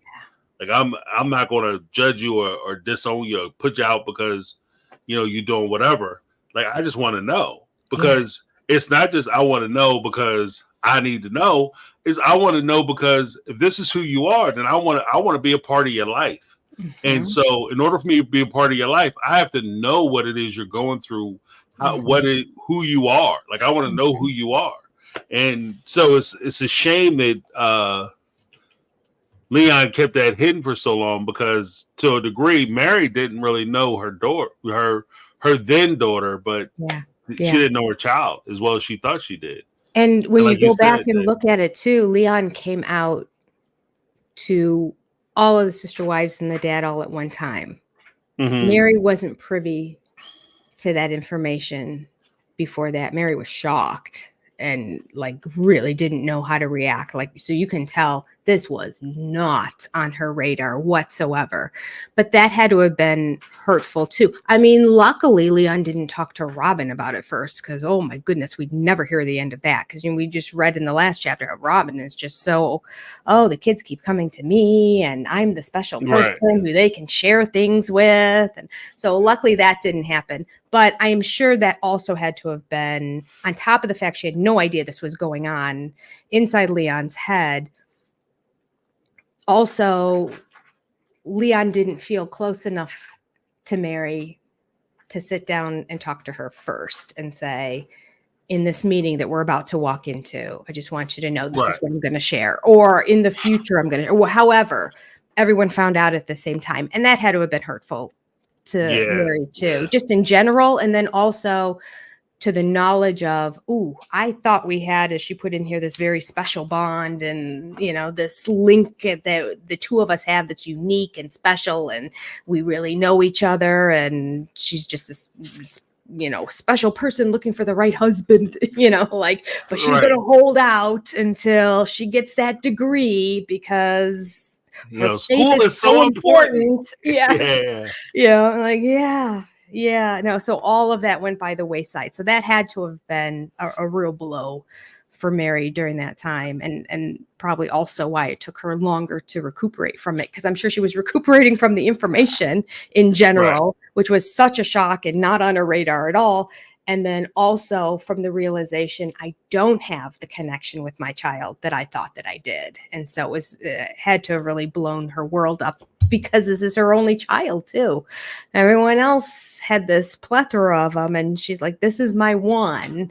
And I'm not that close as I thought with the one that I do have. So that had to have been hard. Well, because I think that there's because even with that, I'm cognizant of the cultural difference. Like there's a cultural difference for their faith. So I can see that. There's also, as much as parents try to be understanding with their kids and what their kids choose to do, there's also a certain level of expectation that parents have when it comes to their kids. So they want for their kids, like they want to go to the wedding. They plan, like when your little girl is born, there's certain things that you look forward to. Like as the dad, you're like, okay, I'm looking forward to daddy-daughter dances. I'm looking forward to, her meeting her first time she brings a guy to the house and me, making him uncomfortable. Looking forward to the first time, when she gets married, walking her down the aisle, or even before she gets married, the young fella coming over and asking me for permission to take my daughter's hand in matrimony or whatever. And these are things you look forward to. Having children, like being a grandfather. These are things that you look forward to. And then in that instance, it feels like all that is gone now. So all the things that you have planned for yourself are gone. But at the same time, this is that part of parenting where it becomes difficult, because as parents, we just have to recognize that even though we created this life isn't ours to live. It belongs to them. Like, it's a gift. And as my parents used to say, don't give something to somebody that you don't want them to have. So if you give it away to them, it's theirs to do with what they want. So it's their life to make decisions about. It's not up to you to make decisions for them. Life would be. Imagine how easy it would be if your kids do exactly what you tell them to do. What school to go to, study, what majors to take, what they should do professionally, who they should marry. Your life would be easier. Their life would be miserable because they wouldn't get anything they want. But as a parent, it'd be fantastic. It'd be all sunshine and rainbows. But that's not the relationship that you have with your kids. So I see, like, I don't want to come down too hard on Meri for not knowing, or even her reaction when she was told, because Meri was in shock. Like, she was not happy. Yeah. Robin jumped up and gave Leon a big old hug.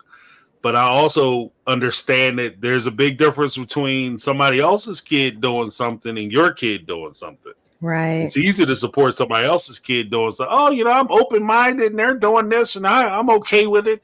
I support them. But when your kid comes in there and says that same thing, I want to hear the same, I want to see that same energy.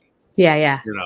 Yeah, absolutely. Yeah, it's easier. And it was her only child on top of it. So, like, I still think it would have been easier for one of the other wives if one of their 6 said, I'm coming out. And at the time it was gay, like, I'm gay, it's like, all right, Meri now in that moment probably thought, there goes all the grandkids and everything that I saw my future, like, everything is going down the hill. Not that they couldn't adopt kids. Of course they could, but like, I'm sure she had visions of Mariah's going to marry this nice strapping young man and they're going to have 7 children and I'm going to have all these grandbabies because I couldn't have children myself.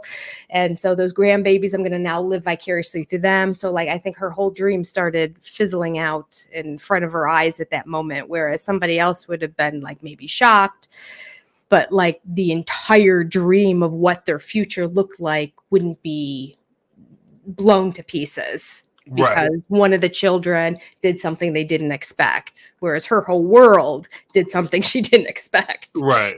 Yeah. And that's the hard, like, again, I understand. I understand it. Like, I get it. Because, again, like, a lot of stuff that Meri might have kind of assuaged her own insecurities about not having a lot of kids. That's okay, because when she starts having kids, I'll be there for her kids. When she has a family, Meri was struggling with Cody. When she meets her husband, I know I'm gonna make sure that he's awesome and he treats her well, and she's gonna have the best life. So I get to live almost vicariously. And this is where a lot of parents kind of, in my opinion, this is where a lot of parents kind of struggle a little bit, is that they try to live vicariously through their kids. And that creates a problem. What the hell? Yeah. Wait, hold on a second.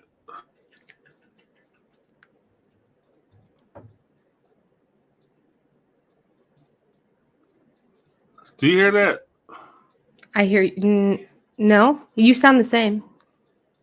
No, do you hear somebody talking? No. Hold on a second. My thing kicked on. My you gotta take a phone call for a moment here, James. Yeah, right. It sounded weird because I run a Mac and my iTunes popped up, and I had some recordings on there, and so I hear myself talking. Oh. So I'm like, what the shit? Yeah, it didn't come through. Oh, okay. We couldn't hear it. Yeah, but it was so I get it. And I think this is one of those instances where this is the one time where I can see having a multitude of different perspectives come in and talk to you about some of the things going on with your kids or whatever could be helpful.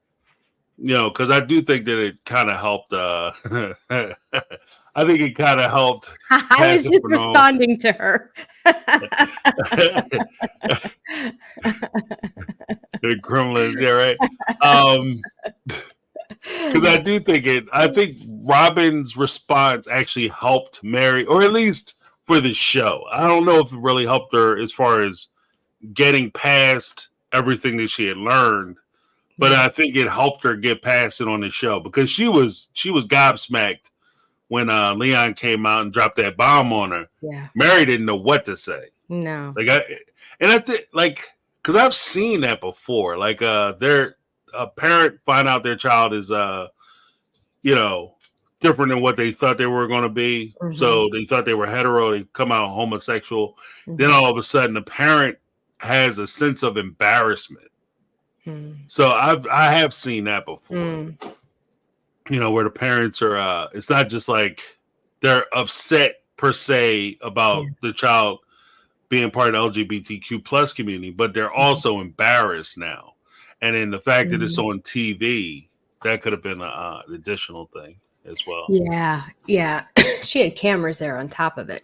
Gee, yeah, that's what I mean. Like that's like a triple whammy. Yeah, that might have been something that she's like, okay, we're not telling nobody this. So I mean, again, I give a lot of people a lot of credit on that front. Like I give Meri credit because her reaction was her reaction. Mm-hmm. But I also give a lot of credit to Leon because it took a lot of courage for them to come out on TV. You know, a lot of people had struggle coming out to their parents in the living room. Like she was on TV saying, "This is who I am." So yeah, I respect it. Yeah. When somebody was writing in here that they felt that Robin, what was it like, just kept manipulated Meri throughout. That comes up later on this page. They start talking about the food, you know, and the portioning out, and how basically, if I were to wrap up everything she says about food, she basically is saying the other sister wives feed all the kids junk. Chicken nuggets and french fries and cheap, fast, bulk food. And myself and Mariah, we prefer fresh vegetables, fresh fruits, homemade stuff. We have nothing processed in the, you know, like it's sort of like, and then we live this way, which is easier to purchase and prepare for when there's only the two of you, and one of you is often at another house eating dinner, as she admits. If any child is at another house, is more than welcome to eat when they're in that house. That's the open rule for everybody. But it sounds like nobody was ever coming over to Meri's house. She was having events, holidays, birthdays, you know, to, you know, open up the house for everyone, which is why she wanted to have the big house. And she was having the little kids over to share her swimming pool while the older kids went to the other pool. But other than that, she said basically Leon liked having siblings. So would leave and go to one of the other houses and hang out with them there. But at the end of that, after that kind of whole conversation about how like we eat so great, which came right off of the conversation of about my daughter's so wonderful and spiritual. Let me show you what her plans are for the future. So I'm like, oh, I don't know. She should have piggybacked off of that at this point. I mean, we'll see what happens with food in the future. I have no idea where that is with either of them right now. But she goes into saying how Robin and her kids, you know, because like the kids basically weren't over there unless the older kids were all at Janelle's swimming in the pool. Then sometimes the younger kids would come to her house, i.e. Robin would go over there and probably pick up Truly on her way. And bring her kids over to Meri's house to play. She adds that at times Robin and her kids would join her for dinner, and that these evenings with Robin happened with and without Cody present. And I enjoyed both equally. And I'm like, yeah, sure. Because I am starting to see a trend as I go back, and I wish I was doing it in order, and I'm not. I'm kind of jumping all around, just spurred on by different ideas. And then I find myself watching a different episode. So my continuity is not great in terms of these 18 seasons. But there have been multiple times where I notice Robin infringing on the other wives' times, that she Right. happens to be present when it's like their time, then she'll all of a sudden be there. Meri mentioned that before. I just think it's great that there are times when Cody's here at night and Robin will bring the kids over and we'll all sit together and watch a talent show that her kids put on. And I'm like, wait. Right. This is your night with Cody. And you're saying how Right. great it is that Robin brings her kids over and you're all fawning over her kids. And, you know, and her story was to show how close she is with Robin's kids, which is great. And I hope she is. And I hope she really enjoyed it. But what I don't think she realized is Robin was just trying to get more time out of Cody by palling up with Meri and being her buddy, and Meri, lonely, is like, yeah, come on over. So Robin was very easy. And so here's a second example of Robin infringing on Meri's time with Cody. Right. She comes out, Right. well, at times she'll come over and we'll just have dinners. And yeah, it'll be Cody will be here too, but it's okay. I enjoy that too. And I'm like, oh, you know, you're being played, Meri. You're being played. Right. Like, we'll be hanging out. If the Yeah. only time she come over is when Cody is over, then Mm-hmm. there's your sign. I Mm-hmm. mean, there's your sign. And then I also take into account, because I noticed that as well, that she even talked about how Robin had offered the whole, you know, give her a baby and carry Yeah. a child for her and Cody and da da da. And I couldn't help but recognize the fact that, one, this is before they were in those houses, because remember they were talking about the pools. The pools were in those rental homes that they had in Mhm. Las Vegas when they first got out to Vegas. Mm-hmm. Two, this is well before Robin got married to get that divorce for her. Mm-hmm. So I think that a lot of this, like there was a fattening up of the sacrificial lamb that was happening before the big ass came in. Like, oh, we're such close friends, we're such close buddies. If you notice, your friendship kind of petered out soon after you got the divorce. Absolutely. Like, as soon as she got what she wanted, all of a sudden she's not coming over anymore. All of a sudden she doesn't make her way over there for you guys to have these happy days for you to watch the stuff. There was also a point there where she said that, where Meri had said that Robin had received two playpens or two baby toys, and instead of taking it back and changing it for money, she took it and put it over at Meri's house because Solomon was going to be spending so much time at Meri's house. Yeah. Then I also remember the time when Meri came over and asked Robin for Solomon, and Meri looked her in the face and said no. And this is after the divorce. Mm-hmm. You know what I mean? Because she was like, oh, me and Solomon are so close. Meri, me and Solomon are so close. Maybe Solomon will take a ride with me and we could go down to Padawan. No, I don't think he wants to sleep over anybody else's house because he don't really know you. Like, what? Mm-hmm. You know, what? Yeah. And he was like 4 or 5 at the time. He was like around kindergarten age at the time. Right. Because Ariella was already born at the time.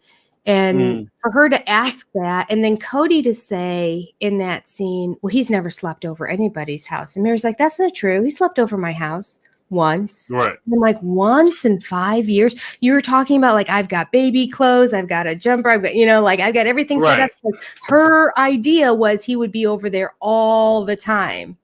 Well, that wasn't necessary because the nanny came into play, which, can I tell you that nanny was there for it was over 6 years, and she still couldn't find a substitute teaching job that Robin kept insisting was the reason that her niece was there, because she wanted to get a substitute teaching job in Vegas. Mind you, anybody can get a substitute teaching job in Vegas and start working that afternoon.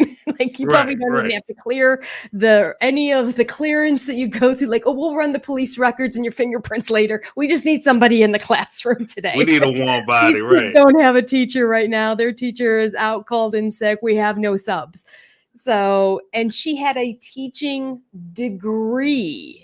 You don't even need a teaching degree. You just need a 4-year degree. With some college, I did a video on this, and some people were saying from their states, you didn't even need a 4-year degree. You just needed a 2-year. Like, they're so desperate for substitute teachers in this country that Mhm. they will do anything to get a substitute teacher. And for Robin to straight out lie and say, well, the reason we have Mindy is just because she's moving to the area and wanted to get a substitute teaching job. So we were, this was something for her to do until she could find a substitute teaching job. And now I'm watching as they're getting ready to move. And Robin's like, oh, we're going to miss Mindy, who's not coming to Flagstaff. She's been with us for 6 years. I'm like, 6 years? And she still couldn't find a sub job. Right. This lie, again, is not aging well. Well, maybe she was looking for a job in the same place Robin was looking to get her job. Exactly. Apparently, she's still looking. Yeah, So Robin might must be have been looking in the same advising one her again. where to go.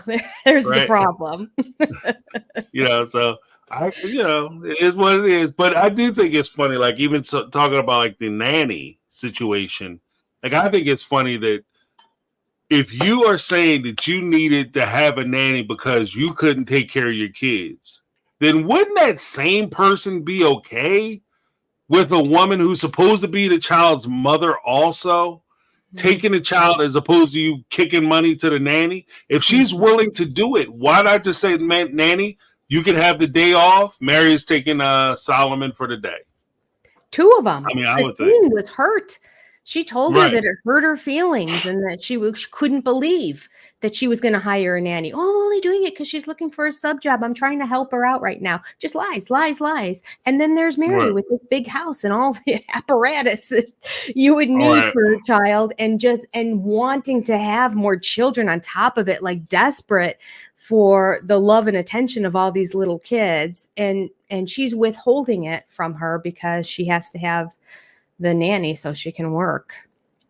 Right. Well, you know what? Because even that promise, the promise of, I'll carry a child for you and Cody if that's what you want, because I know that's what you want. And she gave her that huge promise. Robin gave Meri that huge promise. When she said this, and this is on me, this isn't necessarily on Robin, but my dark side was saying that she's full of shit. She doesn't plan on carrying this child for. So it kind of worked out funny to me that Cody went to Meri when Meri was Cody was talking to Meri on that rock face, and Meri was ready to tell him, yes, I want to go through with Robin carrying this baby for us. And Cody looked her in the face and said, yeah, no, I don't want another baby with you. Basically, he didn't say he didn't want another baby. He said, I want another baby with you. And then when she went back and told Robin didn't had a surprised face like, oh my goodness, I can't believe this. I was so willing to do this. She had to look when Meri was like, oh, I was ready to tell Cody that I wanted to have the baby. And Robin had that, oh crap. But he said he didn't want it. Oh, okay. Oh, isn't that too bad? Are you sure? It's that same look that she had when she's like, I'm going to do the divorce so you can marry him. Right. Are you sure? Like there wasn't the what? It was, are you sure about this? Right. Try to force the fake tears that never came. Well, and that's another thing, because what's funny to me is, and I kind of hang my hat on this as well. How you start is how you finish. And usually people try to stay consistent. Like that just speaks to consistency. There hasn't been a time where something has happened that Robin felt strongly about that thing, that she wouldn't go back and talk to Cody or whoever she was having an issue with. If she felt strongly about this thing, it's funny to me that she was willing to give them a baby. And when Meri came to her and said, I wanted to do it, but Cody doesn't want to do it. Miss, I'm committed to the big family. I got married to the big family because I wanted the big family. Miss, I'm not the only one with small children. We're all got these kids because we got these small kids to raise, and I want everybody to be mothers to my kids.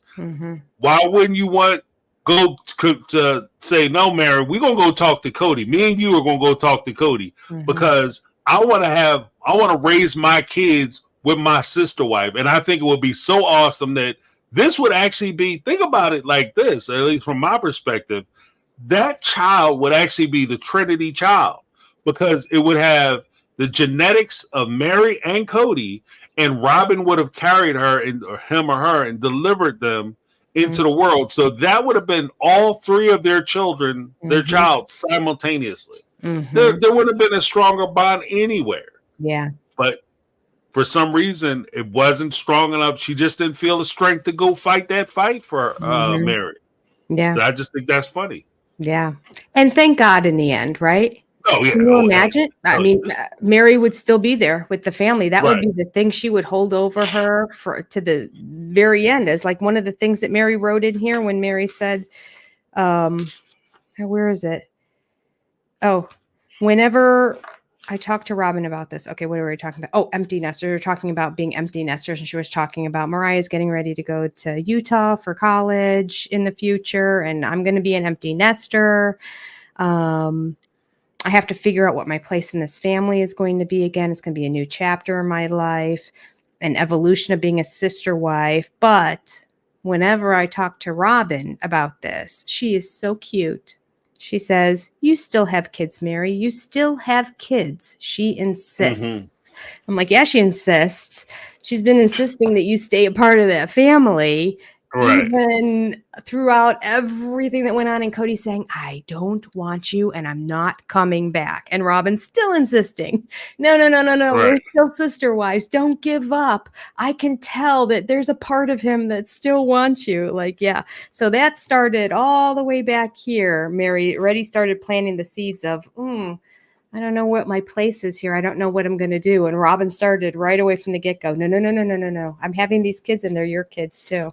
So it is shocking that the two of them didn't together decide, let's go this extra mile because this will be the guarantee. I don't think they had enough foresight to see how things were going to be playing out in the future. I think in the end, Cody thought he always would have Robin around his little finger because, the catfishing thing hadn't happened yet. So there was no indication that she would leave him. Right. But I will say this. I think that in their assessment of everything, that she wasn't going to give Meri that child. Because if you, and again, this is my conjecture. This isn't something that Robin has said. I'm just saying, on the dark side of this particular scenario. The dark side of James again. Right? There we go. But if you look at it, if you're in Robin's position, she wants to be the first wife. She had Solomon. They get out to Las Vegas. She has Solomon to cement her position within the family. Because at that time, when she's running around with the family, she's on the show with the family is making good money, but technically Robin doesn't have any claim to any parts of the family. If Cody would have said, "You know what, Robin, I'm done, Dada, it's over," Janelle, picks up stakes or whatever, Robin wouldn't have any recourse at all because at the time they didn't own any property. Yeah. So an easy way to do that is for her to have a baby, Solomon. She has Solomon. Then she started thinking to herself, we're doing well. We're about to come out with this book. I think it was actually the book deal that got them the houses in Vegas. I think it was the book money that got them the houses in Vegas. That's my thing. It occurred to me as I was reading through this chapter. So they're talking about getting these big houses, this cul-de-sac. And she says to herself, I want to be the first wife because if Cody's name is on all these properties, and it manages somehow, I want to make sure that I am legally entitled to half of Cody's assets. There's a huge stumbling block, and this is where it gets dark. I did all that foundation to say this. It becomes a huge stumbling block for her to get her legal marriage by asking Meri to get that divorce if she would have gave Meri a baby. Because if she would have gave Meri a baby, I don't think Meri would have divorced Cody. I don't think she would let him out of the marriage because Meri would have been thinking about protecting herself and protecting this newborn minor child that she now has and she's responsible for. So I don't think she would have got the divorce. So in light of that, I think that Robin might have looked at it and said, I'm not giving her a baby. I'll offer it, but I'm not giving her one. Do it. Right. And again, I'm with you. Thank God. With all that being said, thank goodness that they didn't have a baby, because it just would have been way more complicated even now as Meri is moving on from the family. And hopefully, and like, don't get it twisted, I'm hoping that she finds somebody that makes her happy. I'm hoping that she finds and gets into a relationship that fulfills her, that she's attracted to them, they're attracted to her, that they have a bang up time with each other, that they enjoy each other's company, and they ride each other to the grave. Like, I hope that for her. Yeah. But I don't think any of that would have been possible if she would have had a baby. So sometimes, true. Things happen, and you're sad that they happen the way they happen, but it's in your best interest that they happen the way it did. Yeah. Because she would have got screwed. Wouldn't it be interesting too if Robin decided to go rogue on that and she offered that and Cody didn't even have any idea about it? So they had a private conversation where he's like, "Hell no." Yeah, right. Are you crazy, woman? He might have said that too. You know? Yeah. We need to find a way to pull this back now. Right. Thank you. No, I have to do. Yes. I have to do cleanup duty when I go on this trip with her. Now I got to be the bad guy, because I'm sure that was one of the things too. Like when Cody looked at it, he said, "I want to have more kids with my wife.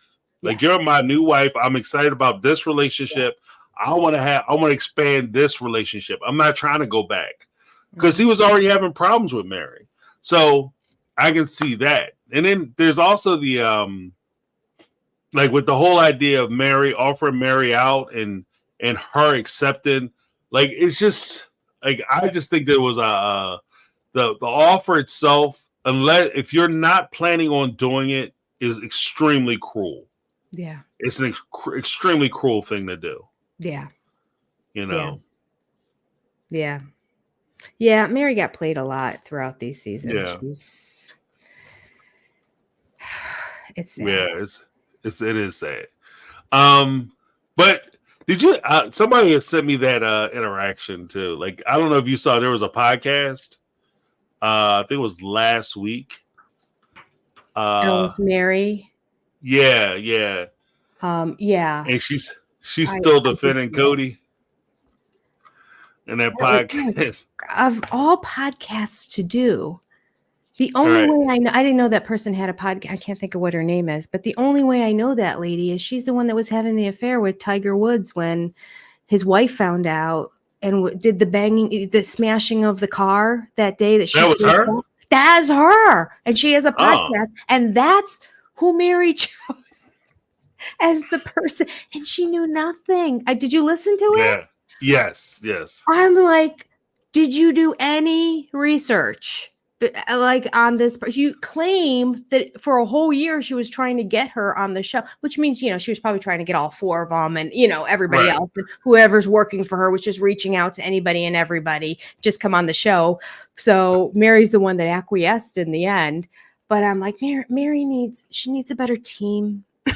She needs a little guidance. I'm like, I don't know. This is out of all the possible people. Meri, James and I, we would love to interview you. Right. I'll talk to you. We will ask you intellectual questions. We know the history. We're not going to ask you dumb things about your past. We know. We watched the show. We read the book. So we will ask you thought-provoking, intellectual questions that people really want to know the answers to. Right. Yeah, I just found it weird. By the end, I think she did a lot better. I think there were some good questions at the end that were on her list of questions that were kind of like, Meri didn't answer them really, but they were good questions. So at the very end, I felt like there were some zingers that were going, but the whole beginning of it, like I just started doing laundry while I was listening to it because I was getting too frustrated. And I'm like, I can't listen to somebody who has no idea what they're talking about, ask questions that we all know the answers to. And, and then have Meri not even give straight up answers. She didn't know the name of her church. What? The A&B, she's like, I don't think it has a name. It's just, people who get together and celebrate Christ or something like that. And I'm like, yes, it does. Christine's father started it. Your sister. Right. It was the conception of it. Are you kidding me? Oh my God. We call it church. And then after church, we go to bar. Yeah. And after bar, we go home and play with dog. Oh my gosh. Then I was like, okay, so the interviewer doesn't know what to ask because she doesn't really understand the whole story. And Miri's not giving truthful answers at all about anything. So I don't know if there's any value in this. Somebody did ask me to review it. And I don't know. I have to go. I'll have to try to go. I was too emotional, I think, when I listened to it the first time. I'll have to go back and listen to it again. Because I do remember thinking at the very end, okay, that was a good question. That was a good question. Yeah, she talked a lot about the non-answer. But maybe if I listen to it again, that there is something I can glean from it. Otherwise, my whole review is just going to be slamming the interviewer, which I don't want to do because, she's trying. I just don't understand the purpose of that being the podcast that you're going to choose. I don't know. She got the juice to get her on, but there was the like she talked about the catfish. Like I think that was where she started anchoring in a little bit more because she was talking about the catfish and then she was asking her questions how it got started, and they had a whole back and forth about the deception of and the unfairness of being catfish and how it could be damaging to your psyche and that kind of thing. But the thing is that to have or engage in that conversation, you don't necessarily have to watch the show. It's just that she has a position on catfishing and they were just discussing their positions on catfishing, which is where, at least that's what I saw like towards the end of the thing where it just started getting a little more coherent. Before that, it was just basically, do you like yellow? I love the color yellow. Do you like blue? Yeah. That kind of stuff. Just general questions. Yeah. But one of the last things I had for the chapter. Well, I guess two things. Like one, like you mentioned the whole thing with the teenagers coming over to the house. I thought it was interesting that you had all these accoutrements at the house and the kids chose not to hang out there. Like that says a lot. Like the fact that the kids didn't gravitate towards you, and you were one of the OG3, so that says a lot. And it's not necessarily shot on Meri. It could just be that Meri, if she's indeed the disciplinarian, nobody hangs out with the disciplinarian. Well, yeah. Now the kids are old enough to make a choice, so like you made your bed, and now you got to lie in it. Yeah, nobody hangs out with the disciplinarian. Well, I will say this. I will say this. When I was a young man, my parents weren't crazy strict. They had rules. Clearly, my parents had rules. They weren't crazy strict, but they had rules. And I used to buck against the rules because I had friends whose parents were very, you could do what you want and bring people, It was the Wild West at their house. And I was so jealous of some of my friends coming up. But when I think I graduated college and I started working, and I had to go over to my parents' house and I had to thank them. You know what I mean? I pulled them aside, like, I want to thank you guys for being as strict as you were. I know it was hard. I know I made it difficult for you, but I appreciate you taking the time to make, put rules in place and enforce those rules, because it just made me, help me to achieve the stuff that I wanted to achieve or set out to do. So, I mean, I think that there is a comeback for you actually having rules, especially as your kids are go out and they, when they start having a family. But the crazy thing about having kids, Happy Father's Day. One of the crazy things about having kids is that you will find yourself saying things that your parents used to say to you. You catch yourself doing that, like, what the shit? Yeah. Like I said, I would never say that. And here you are. Yeah. So, Yeah. That was the intro in our church this morning. They had a whole video of a man that was walking around saying all the things that like his parents said, and then all the things that you would never say to your kids, like the complete opposites. Like, you have a project that's due tomorrow and you're starting it now, you still have 24 hours. Like, it was such a good video of like the complete, like what you're never going to hear your father say to you. Right. It was good. Yeah, plenty of time. What are you? Yeah. Go ahead, break that game out. Let's play some Madden. It was just one after another. It was good. I do have in the margins here written that I have a few more digs that she threw at the, well, let me see. When she was comparing her house specifically to Christine's. Yeah, she wasn't liking Christine very much. You can tell this is very much a chapter of the combating the story that Christine was going to come out with about McKelty. She said, because I don't have all the extra responsibility and work that comes from having so many small children, I can be focused on a child when he or she is in my home. I am able to offer stability and structure to the kids. And I thought, ooh, that line right there was a little heartful. Like, I am able to offer stability and structure. What are the two things you want for your kids to have? Stability and structure. You know, like you just want them to feel safe, have a safe environment that's stable, that they understand. Like, you know, so I felt like a little bit of a dig. And then there was another one where she said, with 5 other children, Christine sometimes doesn't have patience for Isabel, period. I was like, whoa. I mean, there is such another way that we could have put that sentence. And then she goes on to say, I really like the fact that I can be there to handle Isabel when Christine is feeling overwhelmed with her. I just thought, you know what? She could just say that, like, she offers a home, and Isabel is somebody that sometimes needs quiet time. So she's happy that during those times that it's a place that she can go and have her quiet time. And she's happy to be a good sister wife to Christine, and Christine as well, you know, understands that Isabel has the freedom to come over whenever she wants and have her quiet. You know, she made it sound like it was less about her home and more about her.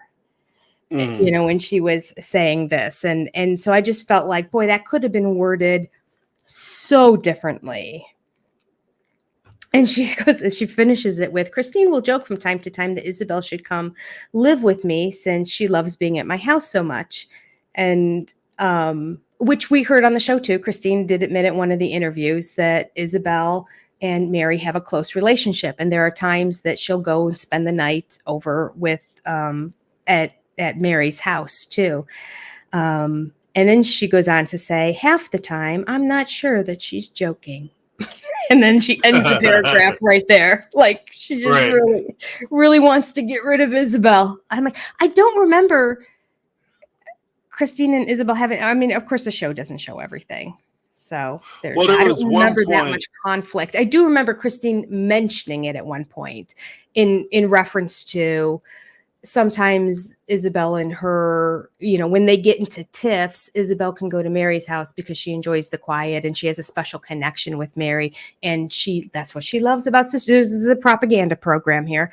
And that's why she enjoys Sister Wives so much, because Mary's there for her and it's a place that she can go and she'll spend the nights there every now and then. But I felt like Meri tried to turn that into a little bit of a dig and more of a Isabel's my girl kind of story. Right. Well, because I took it more as Meri just gently saying, or maybe not even so gently saying that Christine has too many kids. You know what I mean? Like, you can't take care of all of them. When it's too much for you, you get overwhelmed because you have too many kids. You got those 5 other ones, so I'll take the one that you can't handle. Yeah. Right, because you have too much on your plate. So that's kind of how I took it. But there was one episode where Isabel was supposed to be moving in with Meri, and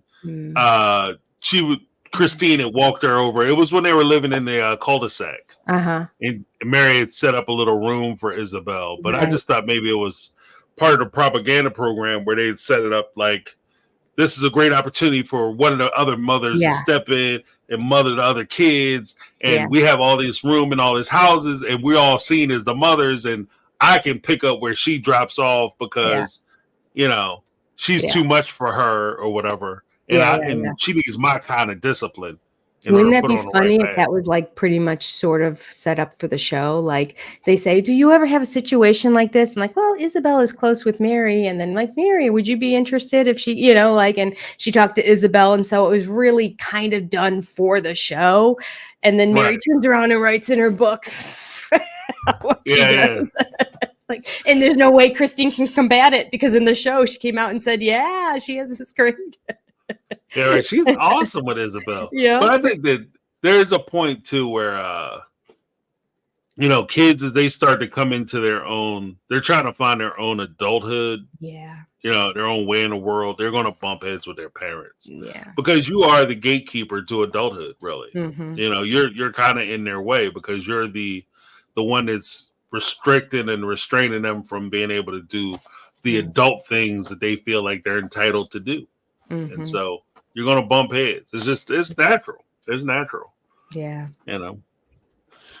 But the last section I titled it "Deal with the Devil," because Meri has talked about, like, she said she had 3 things that she could do. First, she said she could go back to school to help out the at-risk youth that she had said she was going to do later on in the series, where she went to Robin and said, "Yeah, I'm going to go back to school." And Robin got pissed at her and was ready to storm out of her house because how dare you do things to improve yourself. Yeah. And she said she could work for one of the family businesses, which was the multi-level marketing business that they were involved with. The third possibility wouldn't be possible if I didn't have sister wives. Over the last couple years, I've been blessed to experience the true love that 2 sister wives can share. Robin's shown me this many times, most recently after the birth of her son, knowing that I've often dreamed of having more children of my own, and knowing that my body is very resistant to the idea. She pulled me aside, and with only the love that a sister wife could give or understand, she offered to carry a child for Cody and me. This would mean becoming a mother again in a way I would never would have thought possible. We talked about this, but it just struck me like the 3 things that she said she wanted to accomplish. One of those things, 2 of those things was never going to happen. Yeah. You know what I mean? 2 of those things she was fated to never be able to accomplish. But like I said, I think that it was indicative. Like, I like that as a kind of a button, just to show that Meri was committed, had more commitment to the family than the family had towards her. Because a lot of the family was looking towards a lot of the family was so anxious in trying to do the show and blend Robin in that Meri was kind of lost or forgotten. And a lot of the dreams, hopes, and ambitions that she had, she wasn't able to accomplish. Do you know any more about this number 2? I have the chance to pursue one of our family businesses by doing some humanitarian work and traveling with friends and family to new places I've never been before. What humanitarian work did they ever do? I think they were talking about that multi-level marketing business, because that would be depending on how it's marketed towards the end user or the IBOs. They'll tell them, like, you could go out and help other people. You could go to different places and try to get people into this thing. I don't know. That's the only thing that they had going on, because that was when they got out to Vegas. That's when they got the Murano, because they signed up for the multi-level marketing business. And other than that, like, because that was one of the only things they had going on as far as like the income. It was the multi-level marketing business, of course, the TLC show, the proceeds from the book, and eventually it was going to be a Sister Wives Closet if they could ever get that off the ground. But they didn't have a whole lot of business ventures going on, except for Cody. He had that gun business that he was in. But other than that, no, they didn't have anything going on like that. Yeah, but she really made that sound pretty amazing, didn't she? She put a lot of flowery extra words in there. I'm like, yeah, I don't know that any of that is really true. Right. Like that you're going to pursue, do humanitarian work, traveling with family and friends to new places you've never been before.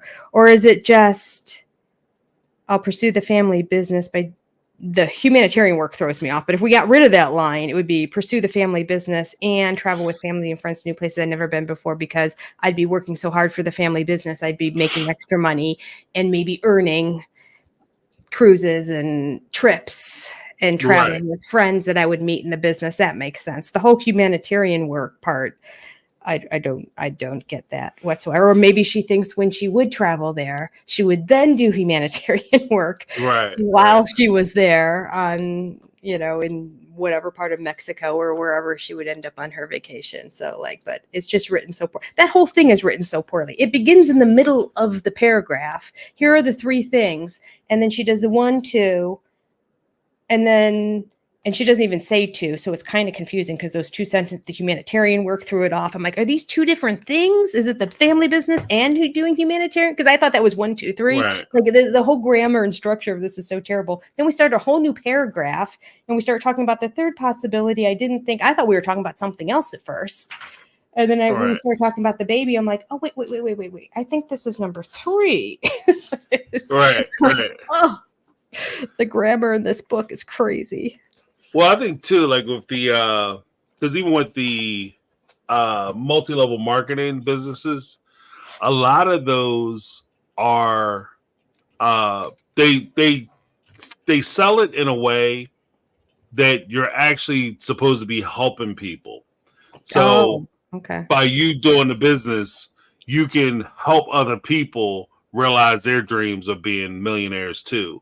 So you can be a humanitarian to the other person that's living in your subdivision that also drives a convertible. Right. You want to call that humanitarian work, but all right. Right. Tomato, you sign them up, and because you guys are doing meetings, at your house, you're expanding their dreams and helping them out, making their dreams come true. Yeah, so funny. Great chapter. Yeah, but that's pretty much where I was. Like I said, the one thing I will say about a lot of the chapters in the book, there are nuggets of information, and if anything, there's some Easter eggs or some putting information together with other information that they've revealed as things that we've seen in different places in order to get a more complete, coherent story. But for the most part, I feel like there's so much hidden agenda, obfuscation. Like there's always them trying to hide something back as far as not telling the full information. Because one of the complaints that you've even had in previous lives where you talked about, if they really want you to understand, they will provide a timeline, a coherent timeline as to this is where we started, this is what happened, and this is when it was over.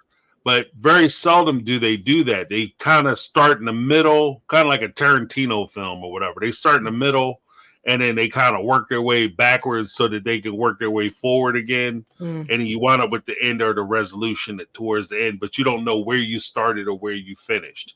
So, and I feel like that's kind of where things are with a lot of this, because I can recognize and pick up from some of the things that they say where the timeline is, but they don't ever come out and say that this is the timeline.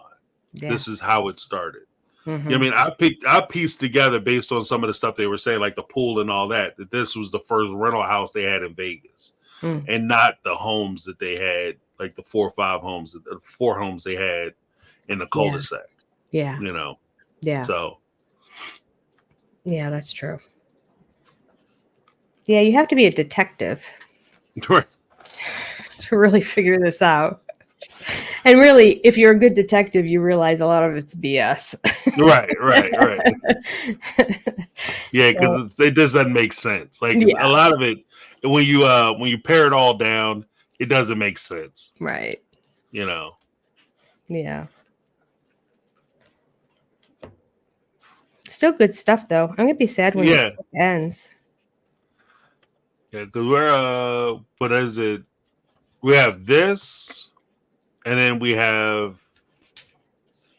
There's one more section, isn't there, after this one? Yeah. We're looking. Well, it's 2. It's the another big section with the wives, celebrity, and then you have Cody's epilogue. Oh. So he's going to tell you what he thinks. That's so joy. Yeah. That'll be a fun way to end it. I can only imagine. Love to know what he has to say. Yeah, I'm sure it's going to be crazy. As you can tell, we're a great big old family, and I am the leader who thinks about the big picture. Mhm. Keep all the balls in the air.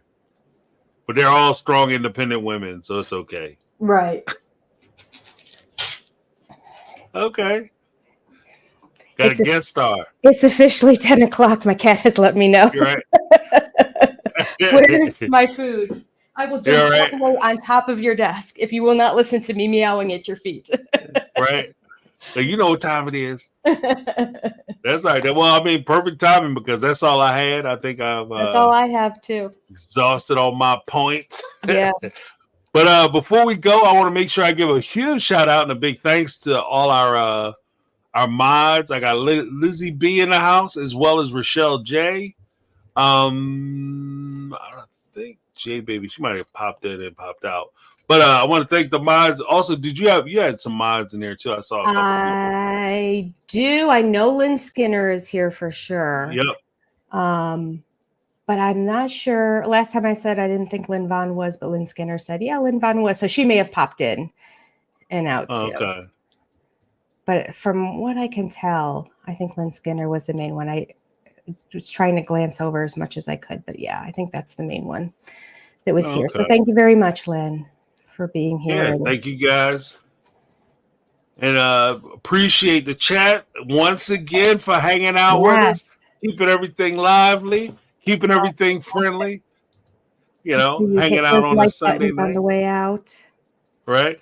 Yeah, the like button, subscribe to both channels if you haven't done so already. Also, make sure you leave a comment. Well, you've been leaving comments the whole time, but you know, it always helps. That's true. Yeah, especially with the. What else do you have going on this week, James? Oh, I have the live tomorrow, and I have to get this dang on video out. I had to, as you can tell, I did some changing in my. I had to move my studio around, so still in the throes of that. I got some new equipment, some sound stuff, and all that. So awesome! Kind of excited to see what happens. Yeah, but I will have a video dropping. And what about you? What do you have coming up? I am going to early on this week. I had planned on doing the second half. For a lot of technical reasons and a lot of just crazy reasons. I had recorded a video with my son where I was just teaching him about Sister Wives, and I was going to do the second half of it, but the second half of it just kind of became a mess. So I just told them, I'm like, let's just sit down and do it again. We'll just start from there and we'll do it again. But I didn't have a voice for about 4 or 5 days this week. Like today literally is the first day. It's still in a whole different register than it normally is, but at least I have a voice. And it just sounded so bad that even last night I couldn't. So I had to cancel my live on Thursday. And so my goal is, because he's going to be leaving to go out of town on Thursday, before then, early in the week, I'm going to record that and get out the second half of it. It'll be going to Vegas and Flagstaff. So the beginning is just kind of leading up to, they're going to leave to go to Vegas. And it's not, it's really just informational. It was just kind of like, would you like a recap before we could start season 19? Or are you new to Sister Wives and you want to hear about it? Or whatever. I just thought it would be more interesting rather than me just sit here staring at the camera saying, then they did this, then they did this, would be me telling him about it. And then he could every now and then go, what? Say, huh? Why would they do that? Yeah, which is funny because he had a couple of good one-liners in the second half of it too, and I'm like, yeah, shoot, they're not going to come the second time because it won't be the first time he hears the information. I'm sure there's plenty other stuff that I'm sure he'll be able to comment on, and he's a man of few words to begin with, so I didn't know if he would do any commenting or just sit there and nod the whole time. So I'm going to get that out this week. Instead, I had another video in the can that I was able to put out. A few people are like, "Oh, I'm so glad you're feeling better." I think Kathy was one of them. So glad to see you feeling better. I'm like, no, that was from like 2 weeks ago. Because I'm just laying in bed, I might as well edit it, get it out to the people. So that's coming out, but I do have my fingers in the fire of a lot of other projects. And I mentioned a couple of them here where I just have little clips that I'm collecting. So when I feel like the problem is, James, as I'm putting these videos together, I know there's so many more examples, or I know there, and I just can't think of like, oh, was that one? And inevitably I'll publish something and it will be the next week that I'll come across something going, that would have been perfect. Then I get so mad at myself. I have to let go of my I don't want to say I'm a perfectionist. I'm not. And I think it kind of really is more of an OCD kind of thing for me where I get like frustrated, like every piece needs to be a part of it to make it complete, but it's an impossibility without having some sort of tracking software where it's like, oh, when they talk about this and put it in and have it like appear, like sometimes in a Google search, you can find that stuff, but there's so many more examples. So I need to learn to just say, I've got enough. I got enough that I can put together and I can create a video. So I have a good 15 of those like ideas with a few clips here and there that I'm going to look at this week and say, okay, which one of these has enough that I can now just sit down and record my portion of it and then put all the clips that I've collected together. So I don't know, it'll be a surprise, but we will be meeting again on Thursday because it is going so late. And because tomorrow night I have an obligation already. We're just skipping last Thursdays. I told people that I was going to try to do it Friday if my voice came back, which it didn't. And then Saturday, just completely sounding really rough still. And so this is the first of it. And now since it would be Tuesday anyway, I'm like, you know what? We'll just pick it back up on Thursday. There you go. That's what we'll be doing. Okay. Yeah. Well, hopefully folks will tune in. Got a lot of exciting stuff happening. But in the meantime, I want to thank everybody for showing up. Thanks for coming out. Yes. Thanks for hanging out with us. My name is James. That's my take. This has been my take on reality. I did it again. I stepped on your line. This is Jenny from Senior Perspective. All right. Thank you guys so much for hanging out with us. See you next week. It will be a good time. We'll talk about Janelle and the whole family experience. It should be interesting. Yeah. All right. Take it easy. Have a great Sunday. Goodbye, everybody. And thanks everybody for wishing me a happy Father's Day. I appreciate you. Yeah.